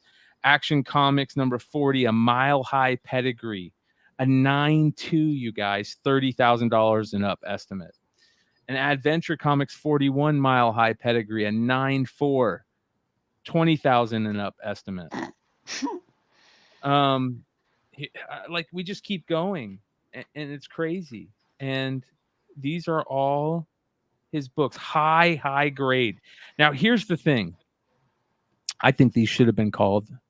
I know some of them were pedigree books themselves already. No, he should have had his own pedigree. Exactly. That'd be cool, but they don't. If you own any of these in high grade and you didn't buy them from there, you might be owning one. Like, because these could have changed hands, and you can check to see the numbers on these to see if you own one. So. I know pedigree is a serious thing, but to own some of the highest grade of every single one of these books, to me, that's pedigree. That's pedigree. I agree, you guys, 100%. So, and you can just see, we're going to continue. Oh, wow. Yeah. Richie back in here. Hold on. There we go. All winners, all select. Yeah, that all winners. Yeah. Oh my God, bro. All winners 14, a 7.0. Estimate $750 and up. For all winners 14. An all winners 14, 7.0, $750 and up. They have an 8.0 value estimated at $795, so that's why they're asking. Wow. Oh my God, you guys! 20 years ago, this was All Star Comics #1. You guys, a 9.0, $10,000 for an All Star Comics #1, a 9.0. I'm like, man, what was I doing 20 years ago? But I was only 15, so. I was 25. All Flash Quarterly #1. I love that A cover. very fine 7,500. All American Comics #16. It is a it says here fine to very fine. CGC apparent. They want $57,000 for that one. This is crazy. What was the restoration on that book? Does it say? Can you read it or no? It says Overstreet. It says it's all right. I'll just read the whole thing for the All American Comics. It says All American Comics 16 CGC apparent fine, very fine, moderate restoration, cream to off-white pages. Green Lantern makes his debut in this issue, created by Martin Odell. Yada yada yada. All American 16 is widely regarded as one of the scarcest DC key issues and ranks 5th on Overstreet's top 10 most valuable Golden Age comics. It says this copy has restoration mainly relegated to the spine, including support, a chip fill, a color touch, and a cleaned cover. The book has solid appearance to it and presents well in the holder. It's a Overstreet has it as a fine 6.0 value. So pretty cool. Man, it keeps going, you guys. All-Star Comics #3. They have, this is a 9.6, you guys. A 9.6 All-Star #3. Holy shit. Unbelievable. That's not a 9.8, bro. Let's move on. Yeah. They have 150,000 on it. Yeah, and that's probably like if that ever hit the market today.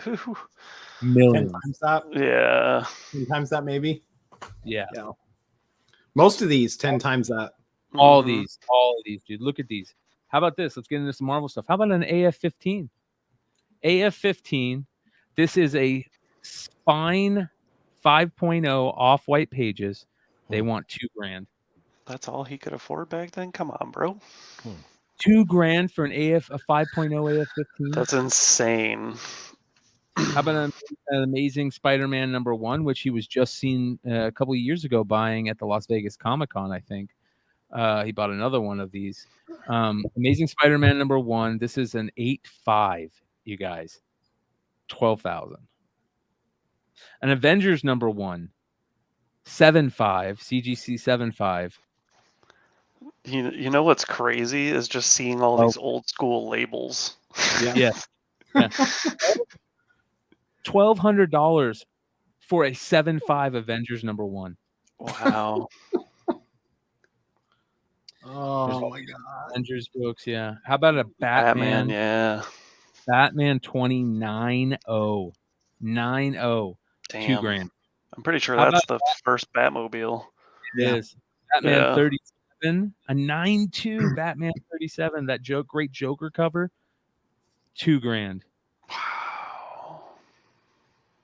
I mean, he's got every single major key, you guys, you can think of. Oh man, Cap 1. Yep. Cap Cool. #1, the Mile High copy. It is the Cap 1 Mile High pedigree, a 9.0. You guys, Nick Cage, if he literally kept these books, he would have probably the vast majority of every major comic book out there in the highest, and probably the top 5 highest grades of every major comic book. I mean, he has multiple Mile High pedigree books in here, you guys. What's the grade on that Brave and the Bold 28 down there? A 8.0, and he wants, they're saying $3,500. Yeah, and that's literally a $40,000 book nowadays. The Captain America, the Mile High pedigree #1, the 9.0, $50,000. Wow. It's got slight restoration on it, I think, but still, Who cares? Yeah. Mile High pedigree, Cap 1. All right, so Captain, dude, the Weird Tales, the Captain Junior, all the Catman Oh stuff. man, the Catman stuff is expensive as hell nowadays. What are the asking prices on some of those? I'm curious. So the Catman #1, it's the Holyoke, or it's the Denver pedigree. I'm sorry, they want $7 grand. Oh For my the 2, it's the Mile High pedigree. They want $3 grand. bro, I gotta go. Yeah, right. I got a story for you guys on Dude. Catman for when we're done with the show. I'm not even going to say it in a public forum, but I've got a story. All right. More Catman books, of course. I mean, it just keeps going. The Daredevil Hitler cover. Yeah, Oh, that's cool. And check this out, you guys. Daredevil group lot, a large lot of modern comics consisting of approximately 109 issues of Daredevil from 180 to 353 and 11 issues of The Amazing Spider-Man. Part of the Fall from Grace series is present in the Daredevil run. So these are like his comics where he's reading the Frank Miller stuff back then. What was the asking price for the Daredevil battles Hitler? Yeah. He wants $3 grand. And it is a near mint 9.6 slight restoration. Seriously, I'm about to like beat my head against a wall. I know, dude. Time machine. Where's anybody got a time machine in the chat that we can borrow? Imagine how he feels, man. Oh my god, seriously. Like they're all like, so many of these are pedigrees. Allentown pedigree, Detective 33, 40 grand. That's by the way, a Detective 43 9.0. Detective Comics 35, a 6.0, 1500. Hold on, we're not done. How about Detective 38 9.4? 70 grand. What's the page quality on that? Off-white pages. Okay. Oh my! And what did you just say? 70, 40? 70 for 9.4. 9.4. Yeah. Dude. I mean, that's got to be like a $2 million book, right? Yeah, that would definitely be right. That would definitely be over $1 million. Yeah, I thought it was like 1.5, something like that. Yeah, I don't think there's any graded higher than that, is there? I have no idea, but that's massive. That's huge. Yeah. Doctor Strange Doctor Strange 169, of course, first Doctor Strange solo series. He wants $25 for a 3.5. A Fantastic Four #1. It is an 8.5, you guys. 15 grand. Fantastic Four #4, the Namor one, 2 grand. It is an 8.5. Fantastic Four #5, first Doctor Doom. It is a 8.0, CGC 8.0. He wants 2 grand.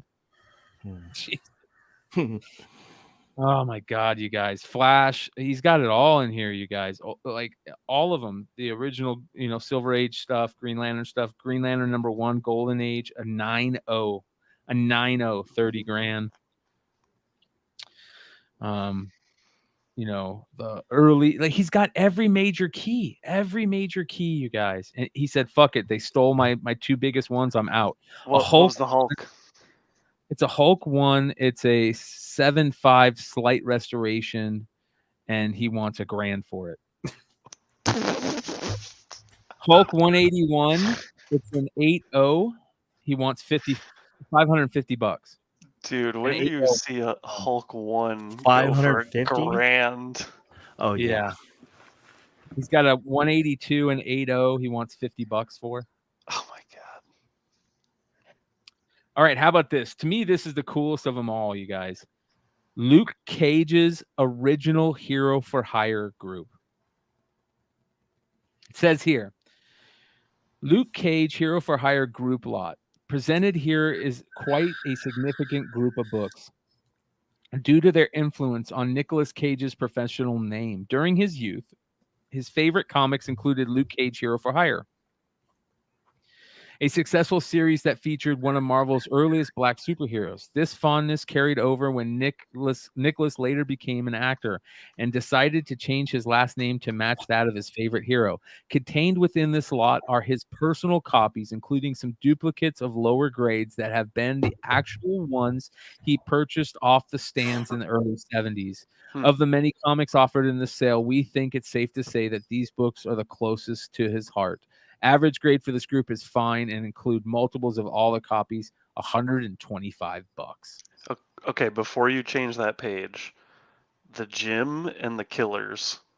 Yeah, so I'll tell you them all. Incredible Hulk group lot from the 60s and 70s, he wants $750. Iron Man #1, a 3.0, CGC 3.0, he wants 50 and up.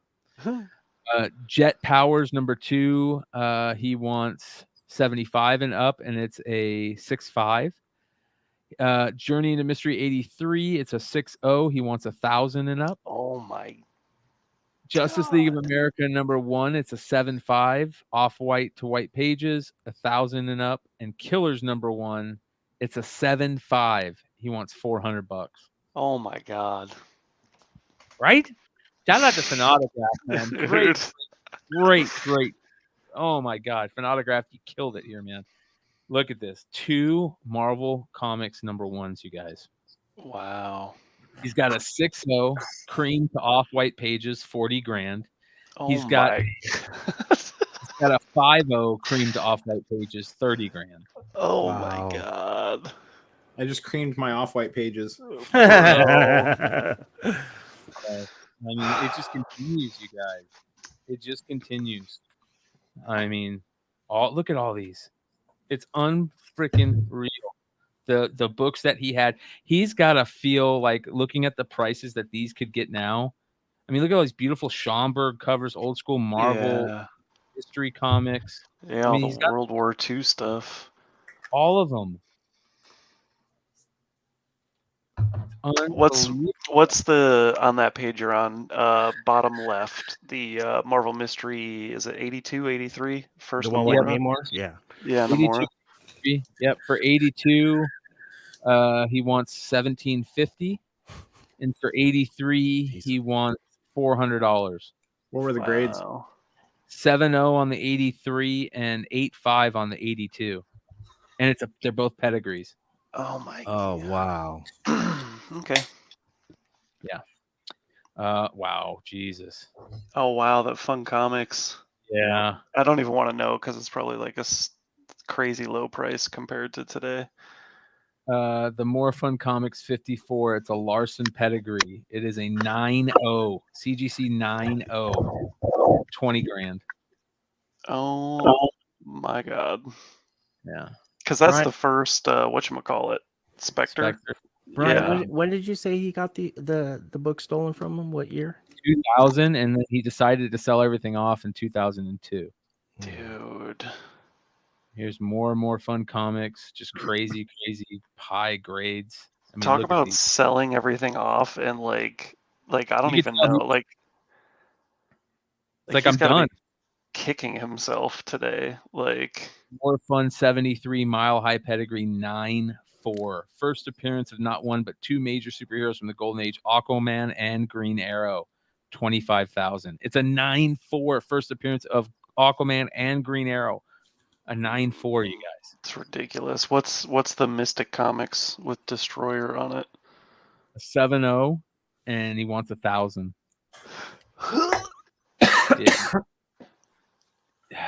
It just continues, you guys. It just keeps going. Oh my God. Phantom Lady. Yeah, Phantom Lady #17, an 8.5 Matt Baker cover, 8 grand. I saw some of these new comics sell recently in raw condition. Planet, look at all these beautiful Planet comics, you guys. I like his taste. He's got great taste. What he's doing for sure. Like, I'm impressed with his speculation was on 18 point, years ahead of its time, 15 years ahead of its time. But yeah, but he was off on the selling. He knew what he was buying. Yeah, holy shit, he knew what he was buying. He's off on the selling. If he would have waited 4 more years when Yeah. they started pre-production for Iron Man, It might have changed that Done. whole Done. situation. Dude, Power Comics 3 and 4, you guys.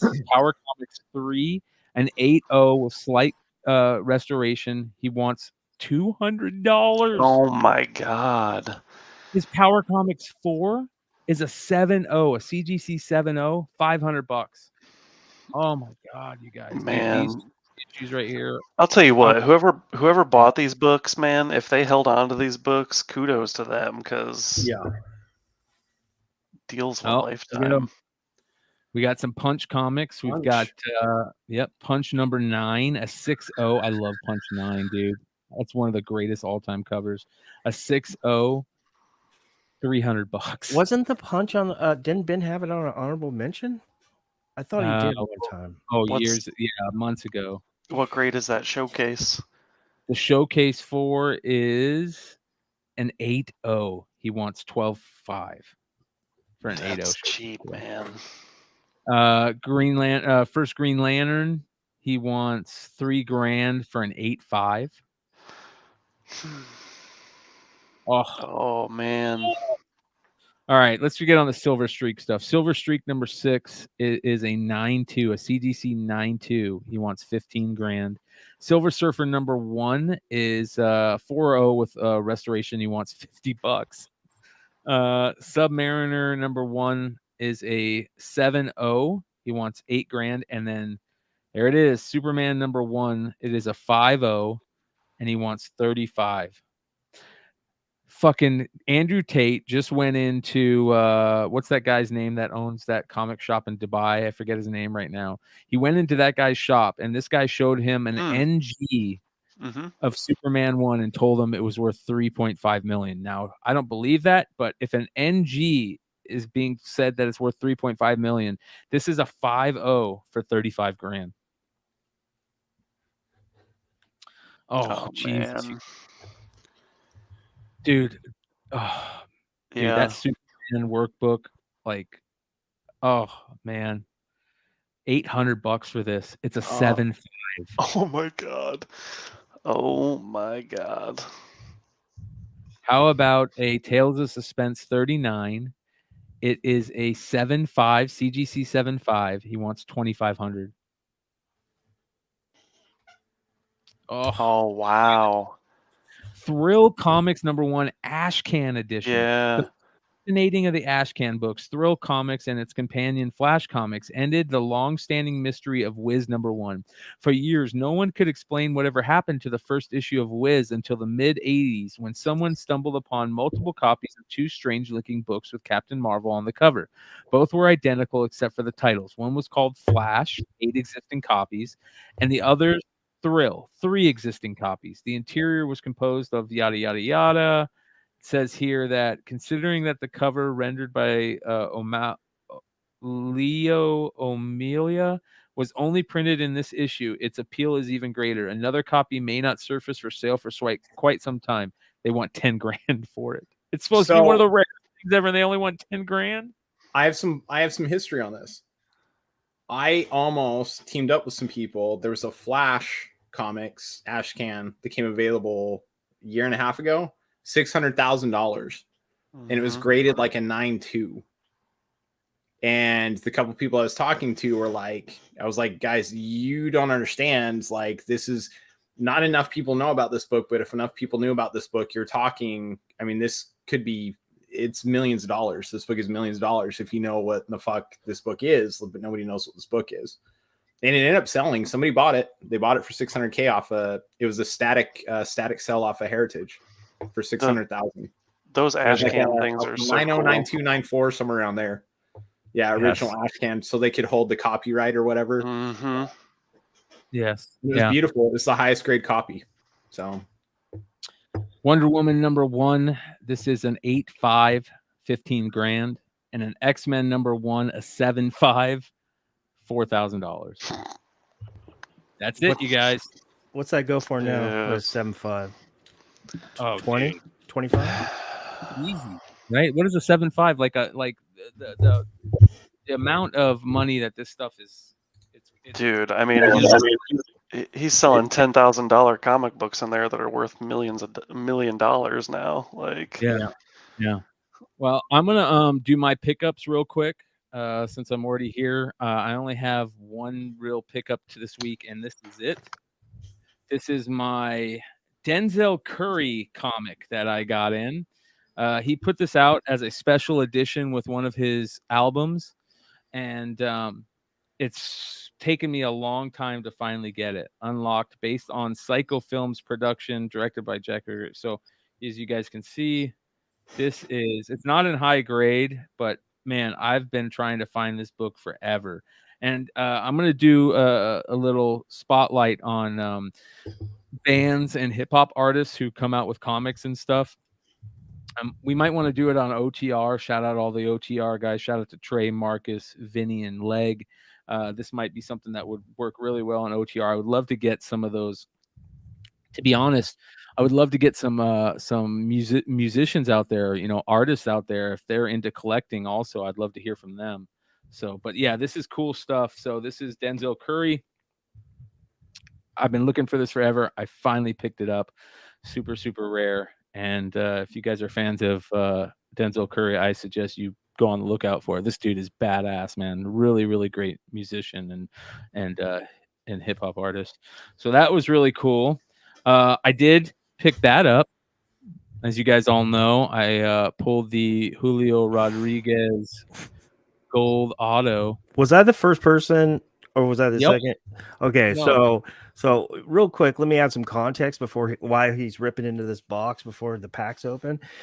Is I've talked to Brian on the phone maybe 1,000 times, and I've never heard his voice tremble. I thought he was gonna cry, but in happiness. Like, bro, it was such an amazing thing, because as you guys all know, I looked at this case like as a major bust. It went from a $6,000 flip to a negative $1,500 investment, right? And now I can open up these boxes willy-nilly because I have 6 boxes left. So I'm going to open up one tonight. I'm going to open up, I think, one on OTR, and then I'm going to open up the rest all in one go. But yeah, so now I can, just open up a couple packs here and there and still be on top. I'm glad I decided to open it, because if I didn't decide to open it, somebody would have pulled that card and it wouldn't have been me. So, but here's what I don't like about Topps Chrome this year is that all the hits are on the back. So like you already see one of your hits, where in the past that used to be in the middle. Right. So you got to go through all the base, right? And a lot of the cards stick, and the quality control is terrible this year. I mean, look at that. Look at that bottom corner there. Oh yeah. And I really like I mean, they did a good job. The cards look great, but just the QC is horrible. Yeah, quality control's fucking trash. Panini Look at too. that. Can you imagine if that was a Wander rookie or O'Neal Cruz rookie? I can see that out of a blaster box, but not a freaking jumbo HTA. Yeah. That should not be happening. Yep. Aaron Judge. So there's a Velocity rookie. There's a Shohei Classic. So the last 3 cards are your hits, right? And usually you get an insert, and then you get your auto or 2 more refractors. So I got the Shohei Classics, which is beautiful. Inserts this year are gorgeous. I wish this would focus, but it is freaking beautiful. So they still have them in the Angels uniform too. You guys didn't hear, right? What? It's being traded to the Dodgers. Yeah. What's going on with Judge, man? He's probably gone. Yeah. Here's our one of our first refractors. We got an Andre Jackson rookie, and then this is the X fractors. So they usually do an X fractor and a refractor. Yeah. So our X fractor is Andre Jackson, and this is how I opened the Julio stuff. But I was filming it as I was pulling the final 3. I love regular chrome refractors, dude. They're so beautiful. I know. Eloy Jimenez. So I'll open a couple more of these packs, you guys. I'm not going to open the whole box because I'm going to get this show. I just wanted to open a couple, so we'll grab one from the middle of the pack. Very cool. All right. Just to give you guys an idea of that Julio card, there hadn't been a lot of them, but there had been some sales and some listings. Guys asking between $8,000 and $10,000, selling for $6,000 to $8,000. That's a monster. Yeah, that's a monster. Yeah. So it's going off to PSA Trey on OTR was like, bro, you have to send that off to PSA. I'm like, yeah, it's going along with I got another 10 or 15 cards that I need to send in. So Ashby rookie. I love Strasburg. Me too, dude. Bogarts, Tyler McGill He's rookie. good. He's a stud. Yeah. Nico Horner. Chris Bryant. Contreras, Miggy, Sammy Long rookie. All right, here we go. We're getting to the good stuff, you guys. Bregman. All right, here we go. Insert. I love these Heart of the Cities too. Mm-hmm. Look how in the box I got the Julio. I pulled a Polar Bear Heart of the City and a Judge Heart of the City, which are great. So just beautiful. That's a beautiful card right there. And, cool. and what I'm trying to do is let's see our next hit. Oh, it is an 87 Miguel Cabrera insert. So I'm trying to at least sleeve these refractor style cards because right away because they're very easy to get. Here's our hit. It Dansby Swanson refractor. So as you can see, you guys, and the only reason that I am breaking these is because I bought it and I need to break it. I am done buying retail anymore. It is just until Fanatics figures this shit out, it's just not worth it. The return on investment isn't there. The fun isn't there. Like most of the base cards in this are trash. They're just not cool cards. And leaving out those 5 major rookies made it that way, right? Like you can only pull what? O'Neal Cruz, Wander. What are the other good rookies in here? Joe Ryan. He's a pitcher though. I mean, like investment opportunity rookies, The dude, investment opportunity. The guy from Cardinals, Juan Yepes. That's the guy that Pujols took under his wing. Yeah. Matt Manning. I love Matt Manning. He's a stud, but they're pitchers. They take forever. Yeah. All right, you guys. We got something in this one. All right, Ronald Acuna, new classics, and here's our auto. We got a color auto, you guys, which is good. We want color, right? We want color. Oh, it's not an auto. It's worth it. Shit. I'll take a show high purple. That is dope, dude. Yeah. So I'll take that. I'll take that. Show high auto, but that's still good. You ready? Yeah. Now we got more. We've got a John Lester X-Fractor. And here's our auto, and it's a pitcher. Like I have the same exact auto. Ortega, I could pull it out of the top slot Hobby Light. That's a good one. Yeah, Duran's a good one. Refractor rookie. Okay, so that patch is pretty good. Yeah. That pack, you guys, that's the type of pack that you say it's going to be your last pack, but you feel the heat flowing through you, and you say, you got to open one more now. So that's the addiction. Don't lie. That's just give me any reason to open up a pack of cards. Right? It's a gambler. Yeah, for sure. All right, let me put this auto. So you get 5 autos a box in jumbos, you guys, which usually is amazing because they're all prior to this year, they're all auto rookies. But another reason that the Topps tanked this product, they decided to put veterans in the autos for the first time ever this year. So yeah, way to tank your product, Topps. All right, one more pack, you guys. One more pack, at least until we get a dud. Let's try this.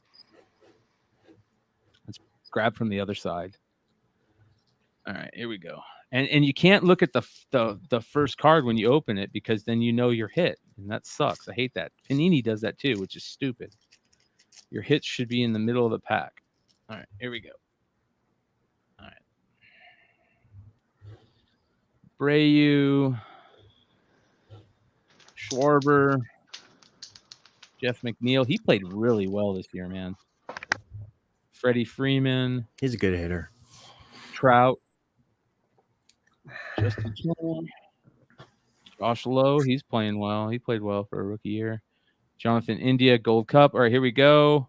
And we have, what is this? Oh, that's just a regular. I thought that was something. That's a Brian Reynolds. All right, here we go. A Casey Mize Future Stars auto. He was a former #1 pick that's playing well. All right, we got an 87 Vidal Brujan and a Ronald Acuna Jr. refractor. So that's where we'll end it tonight on this box. But make sure you guys tune in because you never know. We could be opening packs from the rest of the case on any show, either on the radar or MCM. Make sure you guys tune in every week. We have live shows Wednesday and obviously Saturday nights. And we have a lot of fun, you guys, a lot of fun. Check out the clips. At some point, we're going to start a clips channel for OTR. We're working on that right now. So be on the lookout for that. Make sure you guys join the OTR Discord also. Discord is very interesting. It's something that we all need to kind of learn how to utilize more, I think. So I'm going to really try my best to start utilizing Discord more. And I'm really terrible about utilizing social media as a messenger or a, talking to people app. I'm terrible about utilizing text as a messenger. I've become a phone call type guy, but I got to get better at it. And my final pickup of the week, ladies and gentlemen, I got my R2. Nice. There we go. So shout out to, I think it was Matt that sent me this. I think I bought this, or I bought a R2 unit, but I don't remember buying this one. So I think Matt sent this to me. I got to ask him. But pretty cool. It's a green see-through Halloween style R2. Very, very cool stuff. All right, let's continue. You guys, what do you guys got pickup wise? Who's next?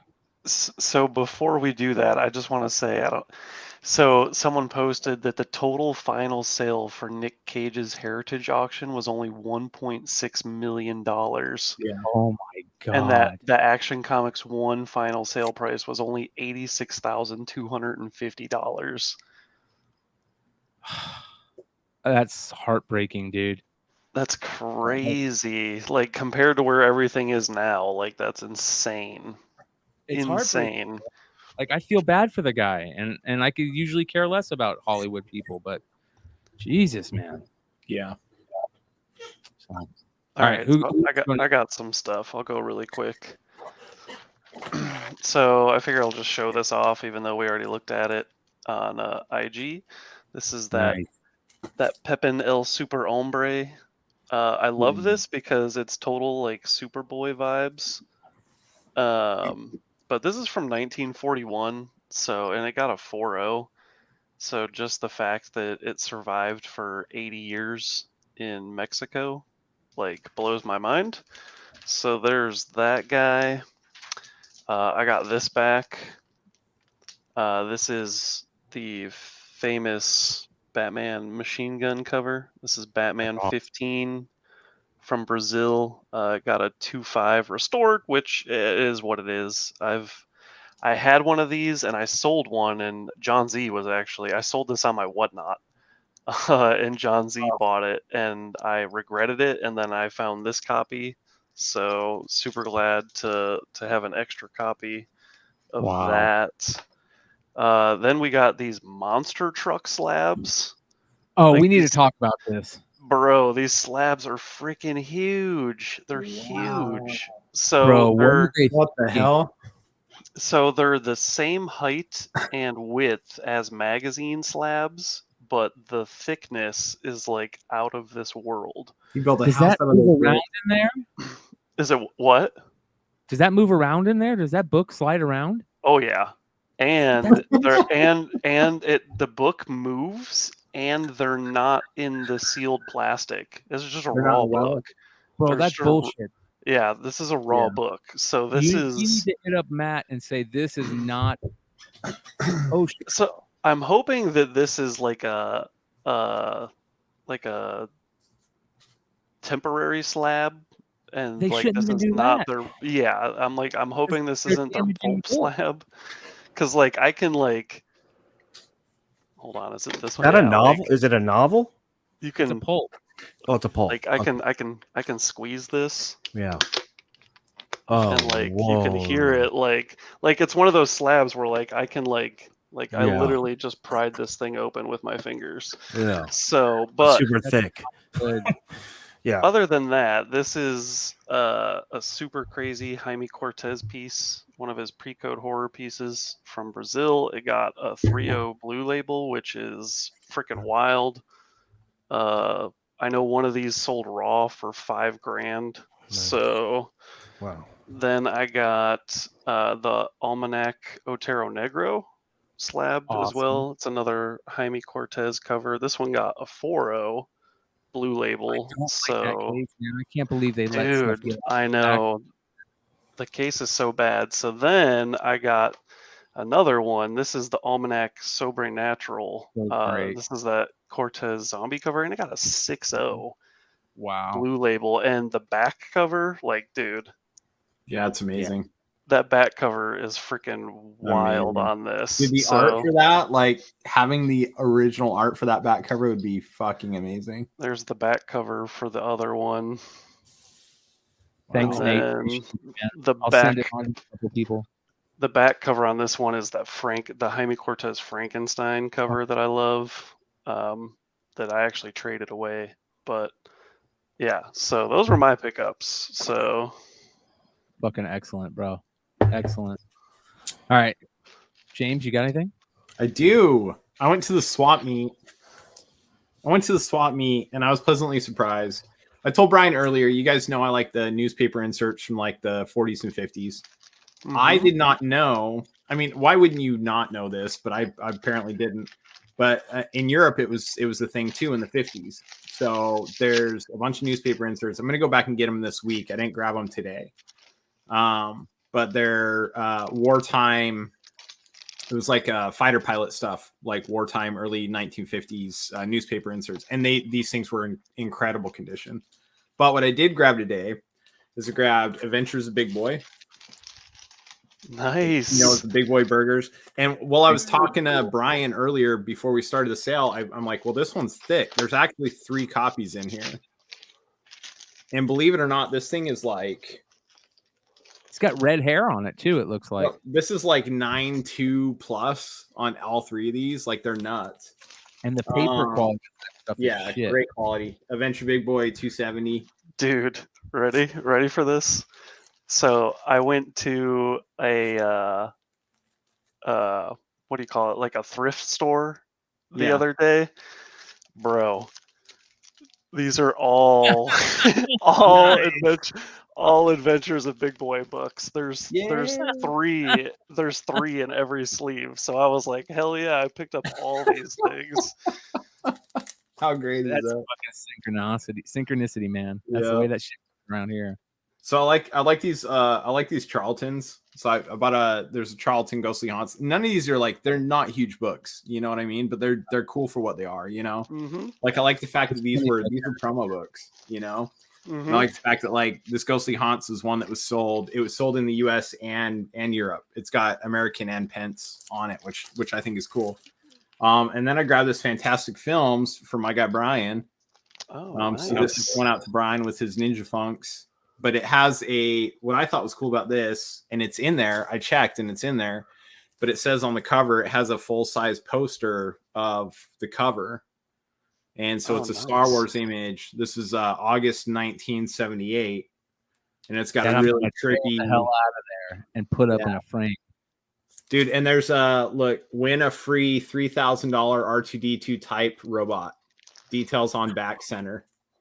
That's so, awesome. You know, I don't know, man. Maybe you can still enter to win it and get your own R2D2. Might be kind of cool. Dude, back in the day, I hit up Wizard because I found an old school Wizard with a coupon in it for one of the rare figures they were giving away. And I was like, is there any way I might be able to send this in? They're like, no, dude, those are long gone. Mm-hmm. So shameless plug real quick. So these, I don't know if you guys know about these. I haven't had a chance to talk to you guys about these. But so this is, what did he title it as? So this is Desmond over at Mom and Sons Comics did these.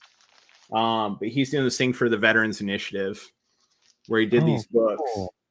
And hip-hop style? What's that? Was that a hip-hop cover? What was that? No. These are oh wow, dude. Yeah. Oh, that's so this sick. is the Marine Corps one. Here's the Space Force one. He literally did every branch. So there's the Space Force. Yeah. So these are all limited, like low print foils, and then he did a couple of medals and stuff like that. But he did it as a fundraising thing for the Veterans Initiative, and he's working towards a 501c3 to help veterans. And he's getting pretty close to getting his their official nonprofit. But he's doing a big nonprofit initiative for veterans through comics, and so they on Whatnot they do Military Mondays. And so this following Monday will be my first with them, being somebody who was formerly in the military. I got to spend a lot of time. We shared a booth with him in Baltimore. A great dude. Him and his mom are amazing people. But he was telling me a little bit more about the future. And Hive Comics is me heavily involved in the future of what he's doing. They're going to be bringing little 8 to 12 page stories about veterans' experiences in the military and outside of the military to give people a better understanding of what we go through while we're in and when we're out. And his goal is to bring a lot more knowledge to like people understanding like, hey, this might be why this person, is acting this way. Here's, and also for people that are in the military, like here's some experiences that people have been through. The guy's got a kind heart. The most altruistic person I've ever met in my life. He just wants to help people. He spent a lot of time in the military. He spent a lot of time working for NASA. I think he still does freelance stuff for a bunch of companies that work in the space agency right now. He does like training video stuff and a bunch of other stuff, but he's a really good dude. So we do a lot of stuff like that, and I'll keep you guys posted when we do new things. But he's got some really cool plans, and we're excited. It's gonna be our. What's the name of his retailer? What's his retailer name? Mom and Sons Comics. So it's him and his mom run the whole thing. His mom helps him package books. She's the sweetest lady you've ever met. She unfortunately, day one of Baltimore, she got injured. She was running a pass out to somebody. And if you guys have ever been to the Baltimore Convention Center, there's cobblestone sidewalks and streets. She tripped and face planted hard. Big old black eye, scraped all up and down. It messed her up. So unfortunately, the last 2 days of the con, she was basically at the hotel just chilling. There you go. Mom and Sons Comics. They do live streams on Whatnot daily. I was gonna say I've seen them on Whatnot. Yeah, they're on there all the time. And the dude buys collections. Like he buys huge card and comic collections, like huge. His entire basement. He just bought a collection. I think it was like 56 long boxes and 10,000+ cards, like Pokemon, all sorts of stuff. So, scroll up. That's the next cover. That's one we're dropping for Veterans Day. Is going to be like the big release on that one. Yeah, that's cool. Run the jewels. Yeah, big run the jewels. Yeah. So, but we're doing a big thing on Veterans Day too on Whatnot with that, which is gonna be a little interesting. I'm doing a little road trip on Veterans Day, so I'm hoping I make it back in time for it. But I've got some veteran stuff to take care of myself. I got some people to go visit. Some military family I got to go visit. So yeah. Oh yeah, man. That's good. But yeah, it'll be cool. It's going to be really cool. It's a fun project for us. It's something we didn't get to do a lot of charity this year. We did a ton the year before. We didn't get to do a ton this year, but it's something we are very proud of. It's something we try and do as much as we can. And when Desmond came to us about this and the ideas he's got and the drive he has, we're like, yeah, 100% we're on board, whatever you need. So that's cool, so shameless plug, but guys, like the dude's doing some really cool stuff. So pay attention. Yeah, man. Yeah. Respect for that. For that. Good for him. Make sure you guys go follow him. Here's his IG, Mom and Sons Comics on IG. Give him a follow and continue to keep up on the information with James and everybody else. And very, very good show tonight, you guys. 3.5 hours, like our normal. We can't get away from these long shows. But that being said, you guys, I want to say thank you to the 77 Live that rocked with us through the end. We have a book real quick to give away, you guys. This is... hold on here. This is a variant from My Bargain Comics that you guys can get at comicbookvariant.com. And if you remember last show, Yeezy Yee said that he was given a copy by Steve to give away. And so we asked people, hey, please drop a comment on this week's episode telling us your favorite Halloween cover is what we asked for. So that being said, we are going to go and pick a winner of that. Let's grab that and let's grab this. Okay. Thank you to everybody that did that hung out with us that night. And here is the winner. The winner is, hold on. I think that's at 4 + 6. All right, there we go. We got 16 people. The winner is Comics Embraced with the answer, I love those Gene Colan Dracula covers. Great show. So Comics Embraced, do me a favor. You can either hit me up on IG or you can hit up Yeezy at YEEZEE. YEE. That's at Yeezy. And let me go ahead and show you that. Hold on here. At Kanye, we want to find Yeezy. All right, there we go. Yeezy. Hit him up at Yeezy on IG. Give him your information and shout out to Yeezy. He is one of the OGs here and one of the good guys. That dude, by the way, can dig boxes at conventions like nobody else. He finds stuff that nobody even thinks is at cons, and this dude is pulling them out. Like, he found foreigns at Baltimore. That everyone's like, yeah, there was no foreigns at Baltimore. He goes, I bought like a bunch of foreigns at Baltimore. What are you talking about? He's, oh no, you had to look at the books all the way under the tables. I'm like, dude, dude's nuts, man. He's all about the book. Yeah, well, congratulations, Comics Embraced. We appreciate you, and we appreciate everybody that hung out with us tonight, everybody that supports us over here. If you guys don't know, the best way to support us on this channel is to subscribe, hit those thumbs up, check out all the links in the descriptions for all our homies, support the whole community. You guys are doing that just by watching. And thank you to people like Comics Embrace, who says, my favorite show, guys, keep up the amazing work. Can we shout out the special next Thursday show? Yes, we can. We need to. Yeah. So next Thursday, we are going to live stream the Heritage auction for the foreign comics. Yeah.